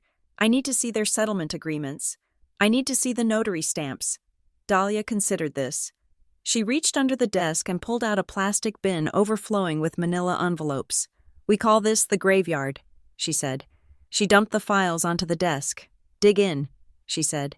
We spent the next 6 hours sifting through the wreckage of people's lives. Each file was a tragedy. A family displaced, a senior citizen moved to a nursing home, a student forced to drop out. But we weren't looking for tragedy. We were looking for ink. "Here," I said, pulling a file. "Unit 2B at the Westside Complex. Tenant name, Marcus Thorne. Evicted in November." I flipped to the back of the file. There was a stipulated settlement agreement. I looked at the signature page. Notary Public. Lindencrest sign and seal. Date: November 3rd. I held it up to the light. The signature of the tenant looked shaky. Tentative. I grabbed another file. A woman named Elena Rodriguez. Evicted in December. Stipulated settlement agreement. Notary Public. Lindencrest sign and seal. It was the same stamp, the same commission number. Dahlia. Look at this. I said. I laid 5 files side by side. November 3rd, November 10th, December 1st, December 12th, January 5th, all notarized by Lindencrest, all settling for immediate eviction, all waiving the right to trial. But that was not the smoking gun. The smoking gun was the language. I read the text of the agreement in Marcus Thorne's file. Tenant agrees to vacate premises in exchange for a waiver of past due rent and holdover damages. I read the text in my own file. Tenant agrees to vacate premises in exchange for a waiver of past due rent and holdover damages. It was identical, word for word. The same font, the same spacing. Even the typo on page 2, liability instead of liability, was in every single document. They didn't even draft new contracts. I said, my voice cold. They just changed the names and the unit numbers. It is a form letter. And the signatures? Dahlia asked. I looked at Marcus Thorne's signature. Then I looked at a copy of his lease application in the file. The lease signature was a bold, angular scrawl. The settlement signature was small, round, and hesitant. It is the same hand, I whispered, not the tenant's hand. The forger's hand. Whoever signed my name signed Marcus's name, and Elena's name. Dahlia slammed her hand on the desk. It is a factory, she said. They have someone sitting in a back room, signing these things one after another, and the notary just stamps them down the line. Bump, bump, bump, goodbye home. I took pictures of every document. I scanned the notary pages. We have them. I said, this isn't just about me anymore. This is a class action waiting to happen. Dahlia looked at me, and her expression softened. Be careful. Skylar, when you threaten a machine this big, it has gears that grind you up. I left the tenant union with a flash drive full of evidence. It was dark out, the street lights reflecting off the slush on the sidewalks. I needed to ask one question. I had been avoiding it. I had been dancing around it with my father, letting him deflect, letting him plead. But I needed to know the mechanics of the betrayal. I needed to know the physical reality of the room where my life was signed away. I drove to my parents' house. The lights were on. My father's car was gone, probably at the office, frantically trying to salvage what was left of his business before the Friday deadline. I knocked on the door. Elaine answered. She was wearing a bathrobe, her hair unkempt. She looked like a ghost haunting her own living room. Skylar, she breathed. I didn't say hello. I walked past her into the kitchen. The house was cold. The thermostat was turned down low. A small economy in a house facing ruin. I stood by the island, the granite cold under my hands. Elaine followed me, wrapping her robe tighter around herself. Did you come to yell at me? She asked, her voice thin. I deserve it. I did not come to yell. I said, I came to ask you one thing, and I want the truth. No pivot, no protecting Dad. Just the truth. Elaine nodded, looking at the floor. When you went to the notary, I said, when you took those papers to Lindencrest, I paused, waiting for her to look at me. She finally raised her eyes. They were red-rimmed. Did you watch them sign for me? I asked. Elaine flinched. I want to know, I said, keeping my voice steady. Did you sit there and watch someone pick up a pen and write my name? Did you watch them pretend to be me? Elaine let out a sob, a jagged sound. She covered her mouth with her hand. I looked away. She whispered, You looked away? I couldn't watch. She cried. I sat in the chair. Mr. Sterling, the notary. He introduced the woman. She didn't look like you. She just had dark hair. She was wearing a scarf. Who was she? I asked. I don't know, Elaine said. Someone from the firm. Someone Bramwell and Klein sent over. They called her a signatory agent. A signatory agent, I repeated. A professional forger. Elaine gripped the edge of the counter. They told us it was standard. She pleaded. Mr. Klein said it was a constructive signature. He said since we had power of attorney in the family trust, which we don't, but he said we did, that it was legally fine. He said it was just paperwork management. Paperwork management. The banality of it made me sick. They had turned a felony into a business process. They had given my mother a euphemism so she could sleep at night. It wasn't just Bramwell and Klein, Elaine said, the words spilling out now. It was the lenders, Crown Alder. What about them? They called Gordon every day. She said, they said the loan was in default. They said they were going to seize the inventory. They said they were going to take the house. She looked at me, her eyes wide with remembered terror. Then they offered a deal, a clean solution. That is what they called it. They said if we helped them clear the title on the river parcel, if we helped them remove the encumbrance, they would forgive the interest. They would refinance the principal. They said it would save us. And I was the encumbrance. I said, Elaine began to weep openly. We didn't think it would go this far. We thought you would just accept the eviction. We thought you would move home. We wanted you home, Skylar. We thought if you lost the apartment, you would come back to us, and we could take care of you, and the debt would be gone. I looked at her. She was a broken woman. She had been manipulated by men in suits who knew exactly which buttons to push. Fear, shame, love, they weaponized you. Mom, I said softly. I know. She sobbed. I know. My phone buzzed in my pocket. It was Renee. I have to take this, I said. I walked into the hallway and answered. Renee, I said, I have confirmation. Bramwell and Klein provided the forger. They called her a signatory agent. That is good, Renee said. But Skylar, I have bad news. What? I finished reviewing the Crown Alder loan documents you found in your father's file. She said, I found a clause on page 42. It is an acceleration clause triggered by reputational damage or public dispute. Explain it to me in English. It means if you file those affidavits on Friday, Renee said, her voice grave.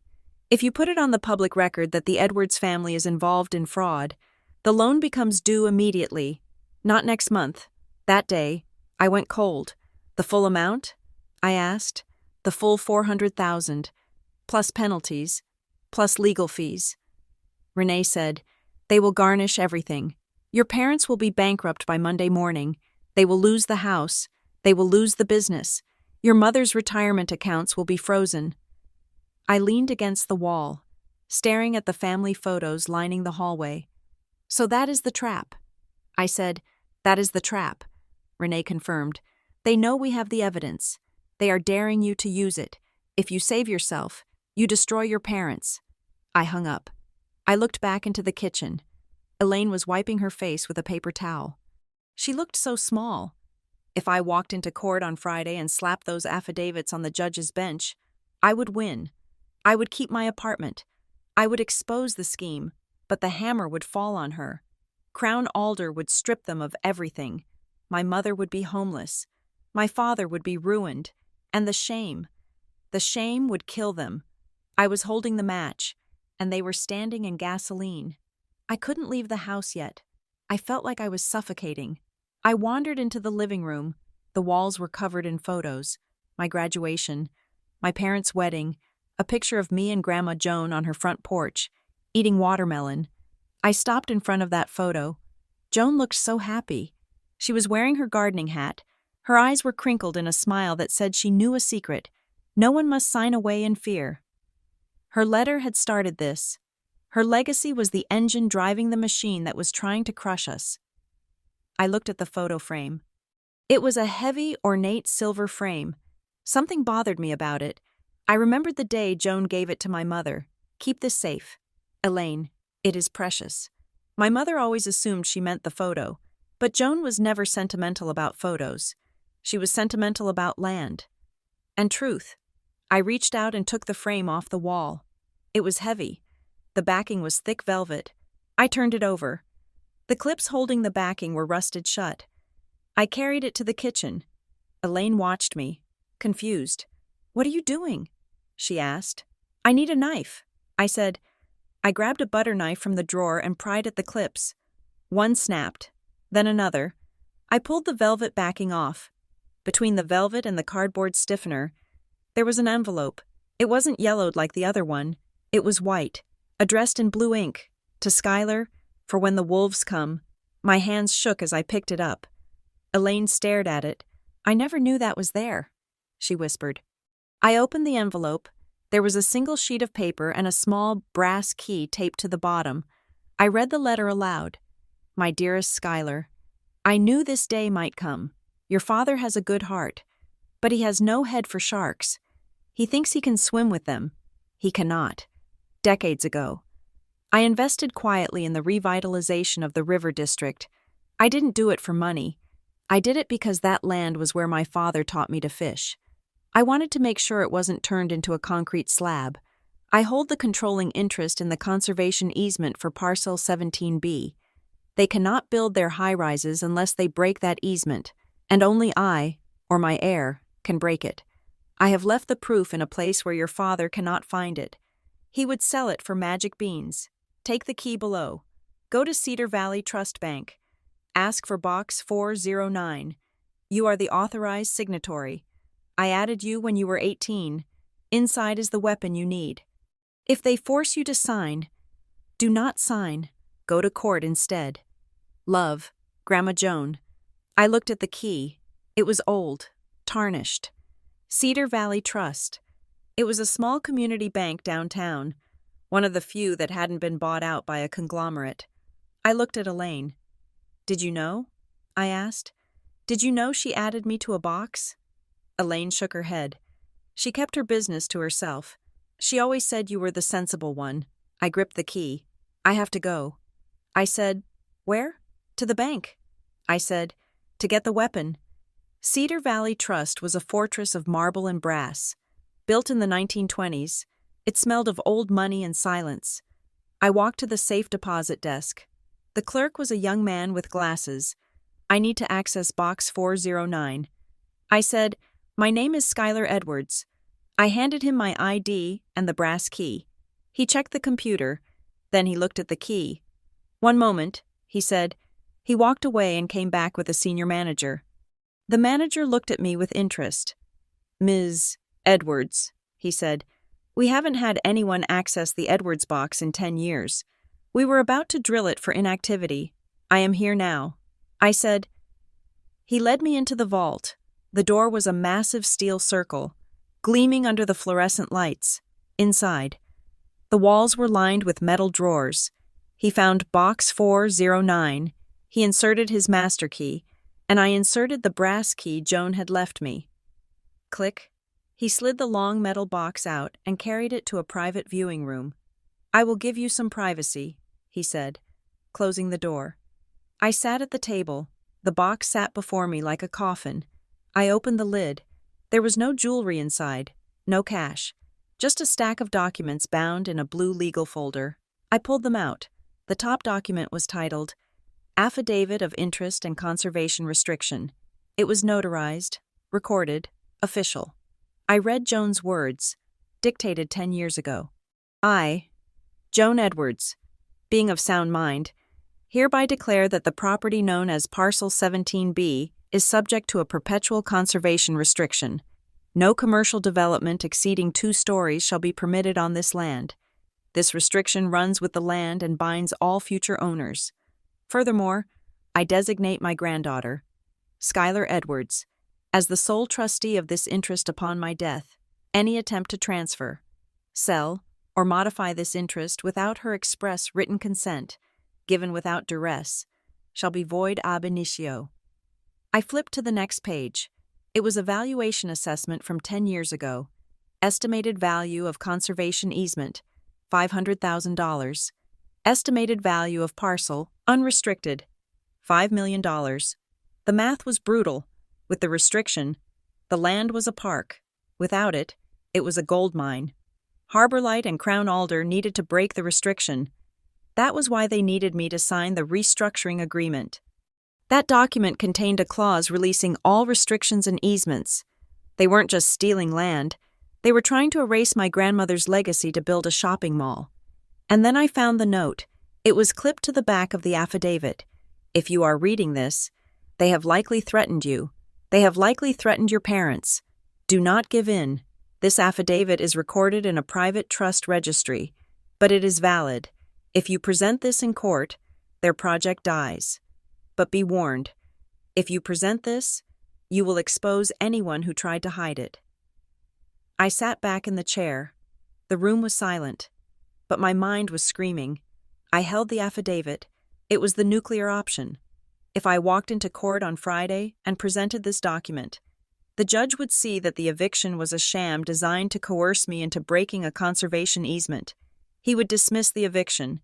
He would likely refer the case to the district attorney for fraud and extortion. Harbor Light's project would collapse. Crown Alder would lose millions. And my parents? Crown Alder would execute the acceleration clause. They would sue my parents for the fraud they helped commit. My mother would be dragged onto the witness stand to admit she impersonated me. My father would go to prison for bank fraud. I held the paper. I could save the land. I could save the other tenants. I could stop the machine. But the price was my family. I put the documents back in the box. I closed the lid. I walked out of the vault. The metal box heavy in my hands. The manager was waiting. "Are you finished? Ms. Edwards?" "No," I said. "I am taking the contents with me." I walked out into the cold afternoon light. I had the weapon. Now I had to decide whether to pull the trigger. The binder was 3 inches thick. I had organized it with the precision of a soldier preparing for a siege, using color-coded tabs that Renee had provided: red for the fraud, blue for the motive, green for the timeline. I sat at my kitchen table at 5 in the morning, the sun not yet up, drinking coffee that had gone cold an hour ago. I turned the pages, reviewing the narrative I was about to present to a judge. Tab 1. The flight records. Delta Airlines Flight 492. The hotel folio from the Grand Hyatt Seattle. The time-stamped selfie in front of the Space Needle. These documents proved physically, undeniably, that I was 2,000 miles away when the notary claimed I was in his office signing away my home. Tab 2. The notary logs, the partial entry I had fought to get, showing the generic description and the suspicious lack of detail compared to other entries. Tab 3. The lobby footage, the grainy image of my parents, Gordon and Elaine Edwards, handing a thick envelope to Paul Drennan, the property manager of Hawthorne Ridge. The timestamp on that photo was 3 weeks before the eviction notice was served. Tab 4. The affidavits. The sworn statements from Marcus Thorne, Elena Rodriguez, and 3 other tenants, all confirming they had been pressured into identical settlements with the same typos. Notarized by the same man at Linden Crest Sign and Seal. And then, there was the black folder at the very back, the one I hadn't labeled. Inside lay the affidavit of Joan Edwards, the conservation restriction, the nuclear weapon that would explain why a billion-dollar developer and a predatory lender were so desperate to evict a single woman from a rent-controlled apartment. I ran my hand over the paper. If I used this, I wasn't just winning a lawsuit, I was destroying my parents. I was exposing a conspiracy that would likely end with my father in handcuffs and my mother facing felony fraud charges. My phone buzzed on the table, vibrating against the hard surface like an angry hornet. I looked at the screen. Dad. It was the 5th time he had called in the last hour. I let it ring. I watched the name pulse on the screen until it went dark. Then it buzzed again. I picked it up. My hand was shaking. Not from fear, but from a terrible, hollow kind of grief. "Hello," I said. "Skylar." His voice was ragged, stripped of all its usual bluster.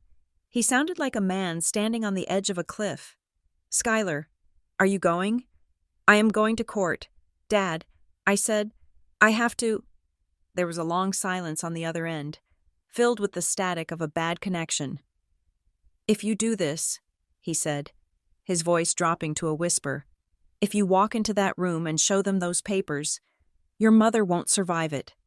I closed my eyes. I gripped the phone so tight my fingers ached. She is not strong. Skylar, he continued, the desperation rising. She is fragile. The shame.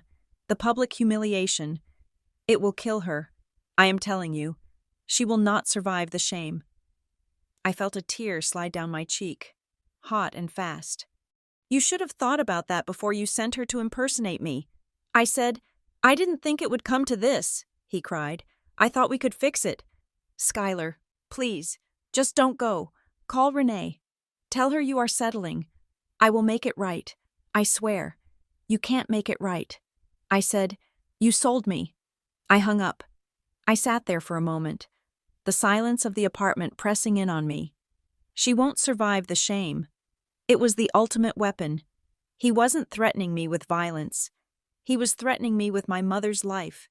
He was putting the gun in my hand and telling me that if I defended myself, I would be pulling the trigger on her. I stood up. I grabbed the binder. I grabbed my coat. I am not the one holding the gun. I whispered to the empty room. The courthouse was a hive of nervous energy. Lawyers in expensive suits huddled in corners with clients in worn-out clothes. The air smelled of floor wax and anxiety. Renee met me at the security checkpoint. She looked ready for war. She was wearing a charcoal suit that was sharp enough to cut glass, and her hair was pulled back in a tight knot. You look like hell, she said affectionately. I didn't sleep. I said, good, she said.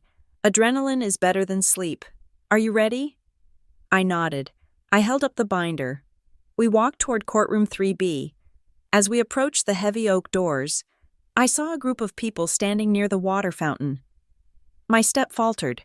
There was Marcus Klein, the lead partner of Bramwell and Klein. He was a tall man with silver hair and a smile that looked like it cost more than my car. He was talking to a younger associate, laughing at something on a tablet. But it wasn't the lawyers who made my blood run cold. It was the woman standing with them, Mara Vicks, the board member from the Harbor Light Renewal Initiative, the woman who had cornered me at the gala and told me my family was being helpful. She was wearing a cream-colored coat and pearls.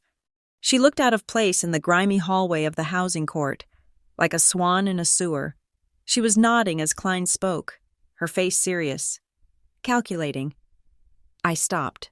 Renee bumped into me. What is it? She asked. Look, I whispered. Harbor Light is here. Renee followed my gaze. Her eyes narrowed. That confirms it, she said softly. They are not just funding it from the shadows. They are directing traffic. A board member doesn't show up to a routine eviction hearing unless the stakes are astronomical. Mara Vicks looked up. Her eyes met mine. She didn't smile this time. She didn't wave. She just stared at me with a cold, blank expression. It was the look of a person who viewed me not as a human being, but as an obstacle to be removed. Renee took my elbow. Keep walking, she said. Do not let them see you flinch. We walked past them. I could feel their eyes on my back, heavy and predatory. Courtroom 3B was smaller than I expected. The wood paneling was scuffed, and the fluorescent lights hummed with a low, irritating buzz. We sat at the plaintiff's table, or rather, the defendant's table, since I was the one being sued. But today, we were turning the tables. Judge Holloway entered the room. He was a man in his 60s, with a face carved from granite, and an expression that suggested he had seen every lie a human being could tell. Case number 4920, Hawthorne Ridge Holdings versus Skylar Edwards, he announced, his voice booming. Marcus Klein stood up for the plaintiff. He buttoned his jacket with a smooth, practiced motion. Ready for the plaintiff, Your Honor. Renee stood up. Ready for the defendant, Your Honor, and we have a preliminary motion regarding the validity of the underlying settlement agreement. The judge peered over his glasses. I have read your emergency motion, Ms. Calder. You are alleging fraud? We are alleging forgery, fraud, and a systemic abuse of process, Renee said clearly. We are prepared to prove that the settlement agreement submitted by the plaintiff was never signed by my client, that the notarization is invalid, and that the entire eviction action is a sham. Strong words, Judge Holloway said. Mr. Klein? Klein smiled. A patient, condescending smile. Your Honor, this is a classic case of buyer's remorse. Ms. Edwards fell behind on rent. She agreed to a generous settlement to avoid an eviction on her record. Now that the move-out date is here, she is panicking and throwing wild accusations at a reputable management company. We have a notarized document. In this state, a notarized signature is self-authenticating. Not if the notary is a co-conspirator, Renee shot back. The judge raised a hand. Save the arguments for the testimony. Call your first witness. Renee called me to the stand. I walked to the witness box. I swore to tell the truth. I sat down, my hands folded in my lap to hide the trembling. Ms. Edwards, Renee began, did you sign the document marked Exhibit A, the stipulated settlement agreement dated October 15th? No. I said, where were you on October 15th? I was in Seattle, Washington, attending a marketing conference. Renee walked to the projector. She put up the flight receipt. She put up the hotel bill. She put up the photo of me at the Space Needle. The timestamp on this photo is 2:15 in the afternoon. Renee said, the notary log states you were in his office at 2:30, unless you have discovered the secret to teleportation. Ms. Edwards, that is impossible. Is it not? It is impossible, I said. Renee then introduced the forensic report from Dr. Aris. She walked the judge through the microscopic tremors in the signature, the signs of tracing. Judge Holloway leaned forward, looking at the projected images of the signature. His face remained impassive, but he was taking notes. Then it was Klein's turn. He didn't attack the handwriting.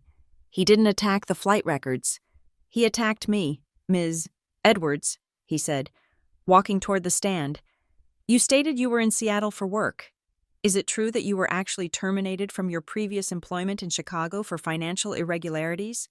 Objection, Renee shouted. Irrelevant. It goes to credibility. Your Honor, Klein said smoothly, the witness claims she is a victim of fraud. I am establishing that she has a history of creative accounting. Overruled. The judge said, answer the question. I felt my face burn. They had dug deep. I was not terminated for financial irregularities, I said, keeping my voice steady. I was laid off during a merger. There was a dispute about an expense account, which was resolved in my favor. Klein smirked. Resolved, he repeated. Just like you thought this eviction was resolved? He picked up a ledger from his table. Ms. Edwards, let's talk about why you are being evicted. This is the payment ledger for your unit. It shows 3 months of unpaid utility fees, trash valet fees, and common area maintenance charges. Do you deny that you owe this money? I looked at the ledger. I never agreed to those fees. I said, they were added to my account after Hawthorne Ridge took over. I have my original lease. It says water and trash are included. Klein waved a hand. The new management has new policies. You received notice. You ignored it. You are a non-paying tenant. Ms. Edwards, you are trying to use a technicality about a signature to stay in an apartment you are not paying for. Isn't that the truth? You are just trying to game the system? I looked at him. I looked at the judge. I looked at Mara Vick sitting in the back row, watching me with that cold, dead stare. They were trying to make me look small. They were trying to make me look like a grifter. I took a deep breath. No, I said. The room went quiet.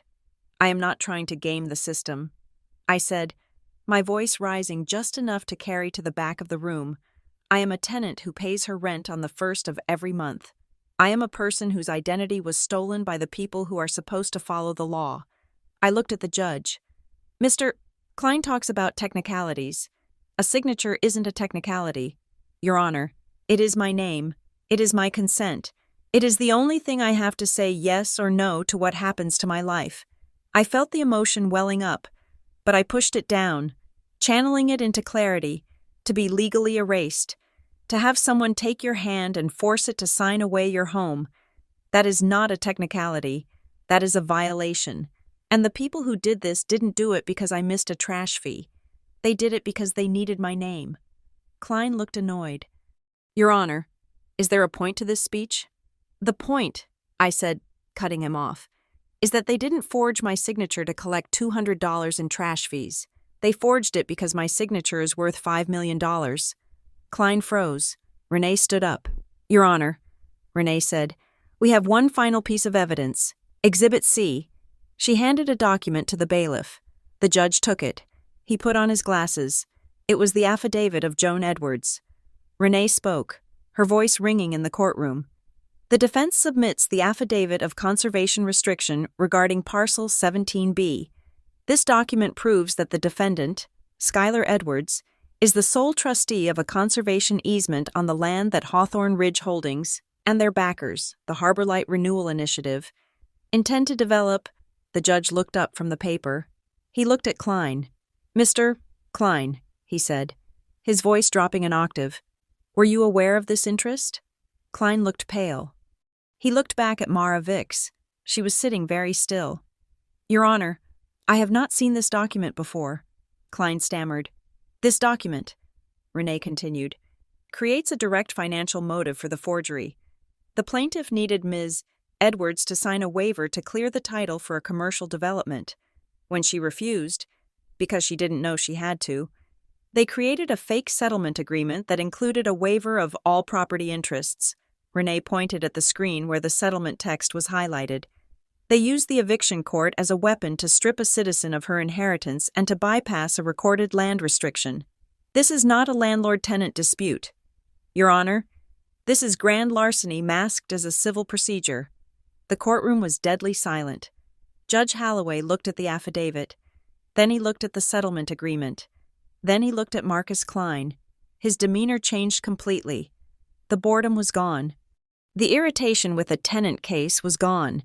In its place was the sharp, dangerous focus of a judge who realizes he is being used as an accomplice to a crime. Mr. Klein, Judge Holloway said, his voice quiet and terrifying. You are an officer of this court. Did your firm prepare this settlement agreement? Klein shifted his weight.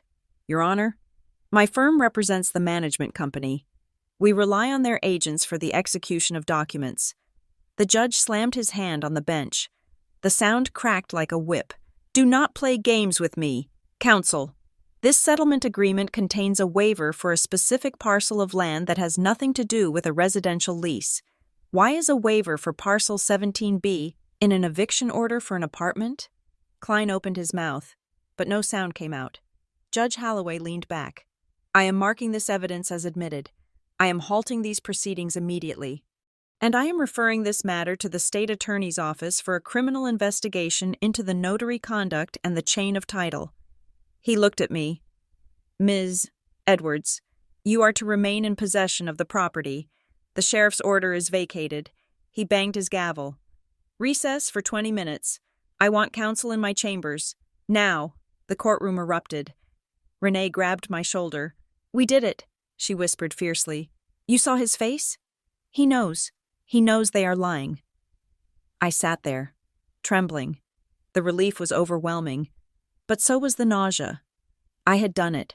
I had exposed them, and I knew what that meant for my parents. We walked out into the hallway. The air was cooler there, but it felt suffocating. I needed water. I walked toward the fountain. Skylar. The voice was a whisper, spectral and weak. I turned. Elaine was standing near the elevators. She looked terrible. Her skin was gray, her eyes sunken.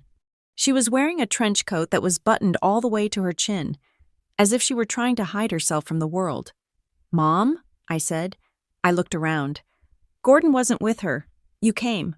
I said. Elaine shook her head. She didn't move toward me. She stayed pressed against the wall. I had to tell you, she whispered. Tell me what? That you are sorry? No, she said. There is something else. She looked down the hallway toward the courtroom doors, terrified that someone would see her. Gordon. He didn't tell you everything, she said. Even I didn't know until this morning. I found the email. What email? I asked, stepping closer. There is another document, Elaine said, her voice trembling. You found the settlement agreement. You found the loan. But there is something else they filed. Filed where? In the probate court, she said. Years ago, when you were in Chicago. I frowned. Probate? Grandma Jones' probate was closed 10 years ago. Elaine's eyes filled with tears. Gordon reopened it, she whispered. He filed a petition for reform of trust. He claimed Joan made a mistake in the drafting. He claimed the conservation restriction was a clerical error. My blood ran cold. And? I asked. And he submitted a consent form. Elaine said, From the beneficiary? From me? I asked. She nodded. Another forgery. I realized. An older one. But Skylar, she said, grabbing my wrist. Her hands were ice cold. It is not just filed. It was approved. The judge signed it 3 years ago. The restriction on the public record. It is already gone. I stared at her. If the restriction was gone, then the affidavit I just showed the judge was technically moot, or worse, it would look like I was the one lying, presenting an old document that had been legally superseded, but I never signed a consent form. I hissed. I know. Elaine sobbed. But the court thinks you did. And Bramwell and Klein? They know it too. They let you walk into that trap. Why are you telling me this? I asked. Because... Elaine's face crumpled. Because they are going to use it right now. They wanted you to present the affidavit. They wanted you to claim the land, so they could pull out the court order showing you already gave it up. They are going to purge you for perjury. Skylar. I looked at the closed doors of the judge's chambers. Renee was in there with Klein. Klein wasn't panicking because he had lost. He was waiting. He was waiting to drop the hammer. I have to tell Renee. I said. I turned to run back to the courtroom. Wait, Elaine cried. I stopped. Gordon is not here, she whispered. Where is he?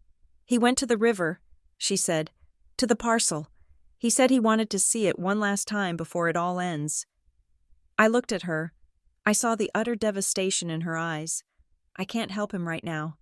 Mom, I said, I have to save us. I ran back into the courtroom. I burst through the doors. The gallery was empty except for Mara Vicks. She was typing on her phone. She looked up as I entered, and for the first time, she smiled. It was a smile of pure, venomous triumph. I ran to the plaintiff's table. I needed to get a message to Renee in chambers. Just then, the door to the chambers opened. Judge Holloway walked out, followed by Renee and Klein. The judge looked furious, but he wasn't looking at Klein. He was looking at me. Ms. Edwards, take your seat. He barked. Renee looked pale. She hurried over to me. Skylar, what is going on? She whispered. Klein just told the judge there is a standing probate order dissolving the trust. He says you are committing fraud on the court by presenting an expired affidavit. I know, I said, breathless. My mother just told me. It is another forgery. From 3 years ago. Renee's eyes went wide. Oh my God. We walked right into it. Judge Holloway sat at the bench. He arranged his robes. Mr. Klein has brought a matter to my attention, the judge said, his voice cold steel. He claims that the conservation restriction presented by the defense was legally dissolved by an order of the probate court in 2023. Klein stood up. He held up a certified copy of a court order. Here it is, Your Honor, signed by Judge Miller, based on the sworn consent of Skylar Edwards. The defendant knows she has no interest in this land. She signed it away 3 years ago. She is perjuring herself to delay this eviction. The judge looked at me. Ms. Edwards, he said, did you sign a consent to dissolve your grandmother's trust in 2023? No, Your Honor, I cried. Standing up, that is a forgery too. I didn't know it existed until 5 minutes ago. The judge's face hardened. You seem to have a lot of forgeries in your life. Ms. Edwards, it is becoming a convenient pattern for you. He looked at the affidavit I had submitted, the one I thought was my shield. Now it looked like a sword I was using to lie. I am reopening the record, Judge Holloway said. Just then, my phone buzzed. It was sitting on the table in front of me. It buzzed again and again. A notification popped up on the screen. It was from the court docket alert system I had subscribed to. New filing. Superior Court Case 4920. Filer. Edwards. Gordon. Document type.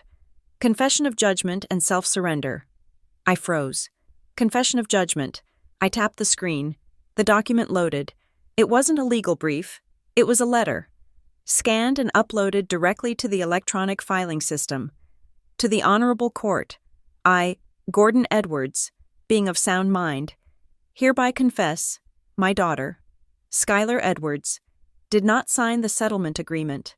My wife, Elaine Edwards, impersonated her at my direction. Under duress, from Crown Alder Finance, my daughter did not sign the probate consent of 2023. I forged her signature to secure additional lending for my business. Skylar Edwards is innocent of all deception. The land is hers. The restriction is valid. I am the only criminal here. I offer this confession to clear her name. Signed, Gordon Edwards. I stared at the screen. The room seemed to tilt. He had done it. He had fallen on his sword, but the timestamp. Filed. 2 minutes ago, and then a second notification. Breaking news. Police activity reported at Riverfront Park. Rescue units responding. My phone slipped from my fingers and clattered onto the table, the sound echoing like a gunshot in the silent courtroom. Thank you for listening to this story. We have walked with Skylar through the maze of betrayal, fraud, and the heavy burden of family secrets. The story ends here, on the precipice of a new reality for her, but the emotional journey is one many of us recognize. I would love to know where you are listening from today. Please leave a comment sharing your location and your thoughts on Skylar's choice. If you enjoyed this realistic, suspenseful drama, please subscribe to Revenge Stories for more narratives about justice, retribution, and the complexity of the human heart. Share your thoughts in English. I read every single one. Thank you.